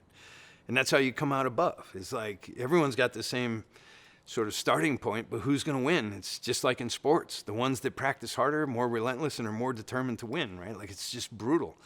And for me, it was like, how could this happen? You know, and at the time, honestly, personally, I still was more of a blamer as a character sort of archetype. Like, I'd be like, it was his fault. You know, it's his fault. At the end of the day, with time, I'm like, everything's my fault. I just got to figure out how to fix it earlier. And that's a really hard pill to swallow, you know. But it was devastating. It was really devastating. And to top it off, the next line was, with the release of Abe's Odyssey, but you guys did great for us. And everyone else slipped. id slipped. They didn't make Christmas. Epic slipped. They didn't make Christmas. We were all the same publisher, right? The new guys in Texas, Scott Miller with his titles, they slipped. I think it was Scott Miller at the time. But whoever was doing Duke Nukem, they slipped. So Unreal slips, Duke Nukem slips, Doom 2 slips, Oddworld comes through. Oddworld's the biggest Christmas hit. Oddworld's the only one they can depend on. That's a curse. It's not a blessing. It's a fucking curse. Because what happens then is you got a partner, and they're really relying on you, and they're not relying on everyone else. Now, everyone else you read in the press, and they're going, well, the game will be ready when it's ready. And they're not really taking responsibility for being late. We understand what's happening. That's a public company. How much did that public company stock get hurt because these other titles were late and missed Christmas? Enormously. So that's the beginning of the end of that company. Because it had that Christmas where it undershot its projections so much, Wall Street kicked its ass, right? Now it's got less money in the pool. Now it's in emergency measures. As a good partner, they're begging us, we need your next game, part 2 of the Quintology. We just need it for next Christmas. We'll pay whatever, but you got to have it for us next Christmas. I was like, It can't be done. The story I want to make, I can't do in a year. And that wasn't the idea. I can't do it in 9 months. That wasn't the idea. The idea was the first game gets us some credibility, then you're going to support us to do the rest of the games right. But instead, it was like one crisis rolled right into the next one, and now we had, they owned half the company. We weren't strong-armed into doing it. We agreed to doing it, but what else were you going to do? Because if you didn't, you blew the relationship. And if you didn't, maybe the company's not in business anymore. Because maybe the same thing happens next Christmas. And then maybe you're not even going to be able to finish your production because they won't be there. Like, you don't know, right? So as good partners, we said, we'll do it, but it's going to be a bonus game. And that's why Exodus was not the part 2 of the story I wanted it to be with the brew. And that's where, this many years later, almost 20 years later, we come out and we're going, this is where Soulstorm is going to be what that second title story was supposed to be, except at least now we have 21st century tech to really rock it, into a truly like contemporary next-gen title. But it's part 2 of the 5-part epic. And so then I had to, move some things around and how you thought about the IP and the time lineage, but I was like, we missed the opportunity of that story due to business circumstances. And then the delivery of that game went way worse than the delivery of the first game. Because by the time that game came out on time for Christmas '98, what happened was, as the commercials were running, as the airtime was running, the games were lost in a warehouse somewhere in New Jersey, in a new warehouse acquisition. And we weren't the only ones, so I found this out because of other companies, other developers that were in the same pool, and they're going, dude, our games are fucking lost in a warehouse. And I was like, what? They said, they're not in the stores. I was like, what are you talking about? They're not in the stores. Well, everyone's calling us right away and going, dude, you're sold out, man. Congratulations, you got another hit. And I was going, yeah, they had one game. But the salespeople aren't acknowledging this. The channel people aren't acknowledging this because that's their screw up. So they're just saying, well, your game's not taking off. We guess it's not as popular as it was. And you're like, what? So I take one of our people and I put them on the phone for a week straight. Their job is to contact every retailer and find out how many games are on the shelf in the United States. Every major city, every major outlet, we tracked, there was 150 games still on the shelf. But how many were manufactured and how many sold already? They were lost in a warehouse. And that was an acquisition of a bad warehouse management company that didn't have its data together, and everything's done by barcode. So you can't even have people walking around reading the boxes because it's all barcode and the system. So anyway, these are things that happen. So it was like, the game industry was like getting punched in the gut. As a lot of the fan base knows, we shut down our development studio in 2005. And what I just told you was 2 of the stories, 2 of the 4 that were sort of disasters at retail. Each of these games had suffered some sort of trip as they left our studio to get to retail, right? So I told you the Odyssey story, there's the Exodus story. Munch's story was different. That's a Xbox missing Europe as an install base, missing Japan as an install base. Things happen. Being priced at $500, things happen for a casual game.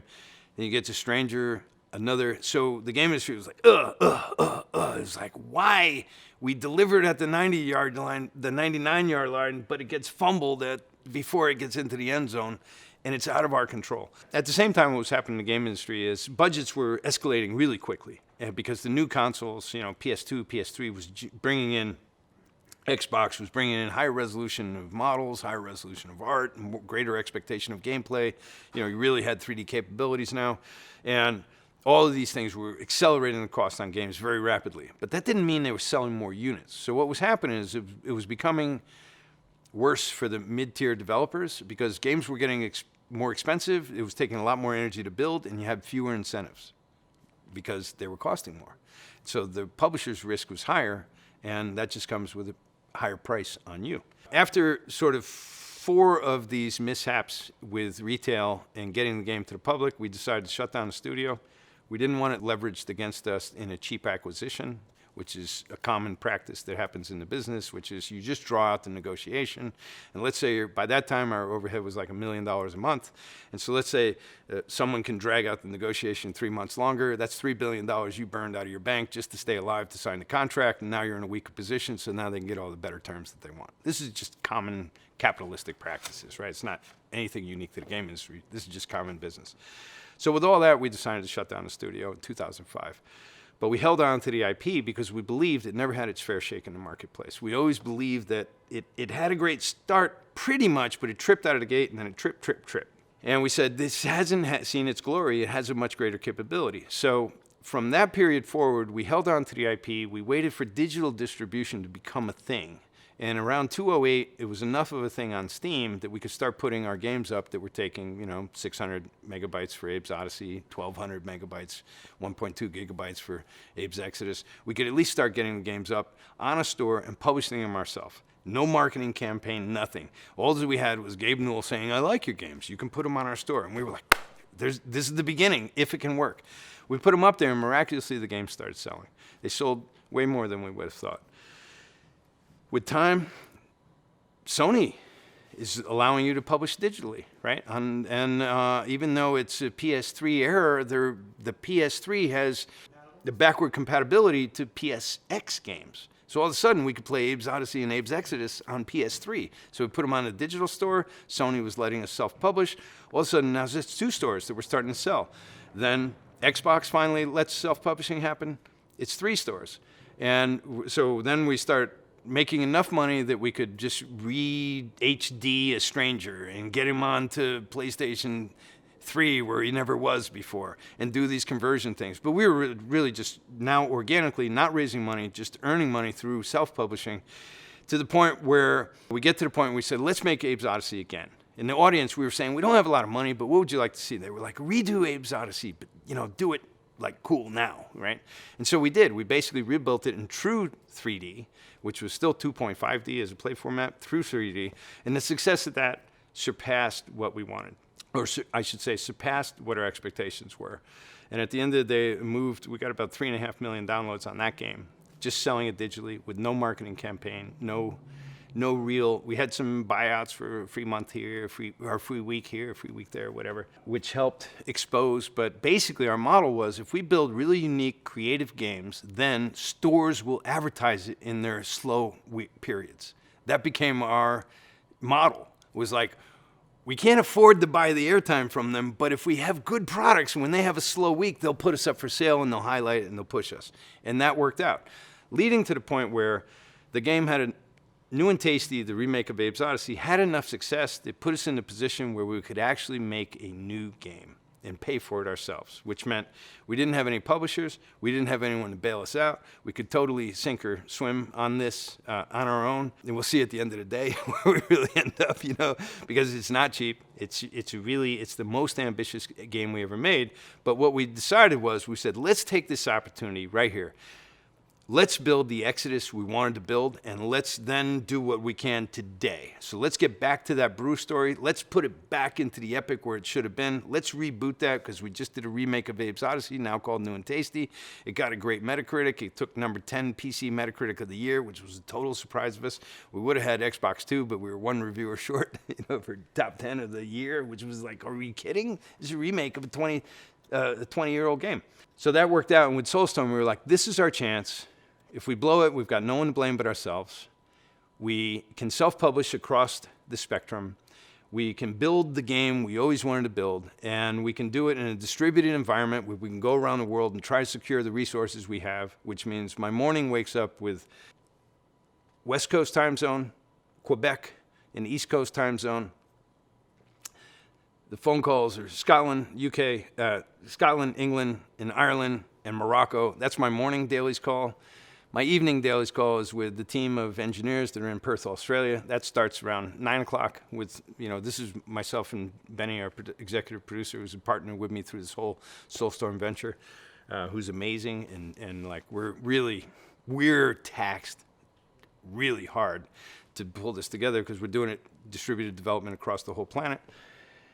And which means there's not a nighttime when when everyone's sleeping. Like no matter what, someone's working 24 hours a day, and that's just a continuous cycle to try and get this game there, you know, for the year in the year ahead that we want to deliver.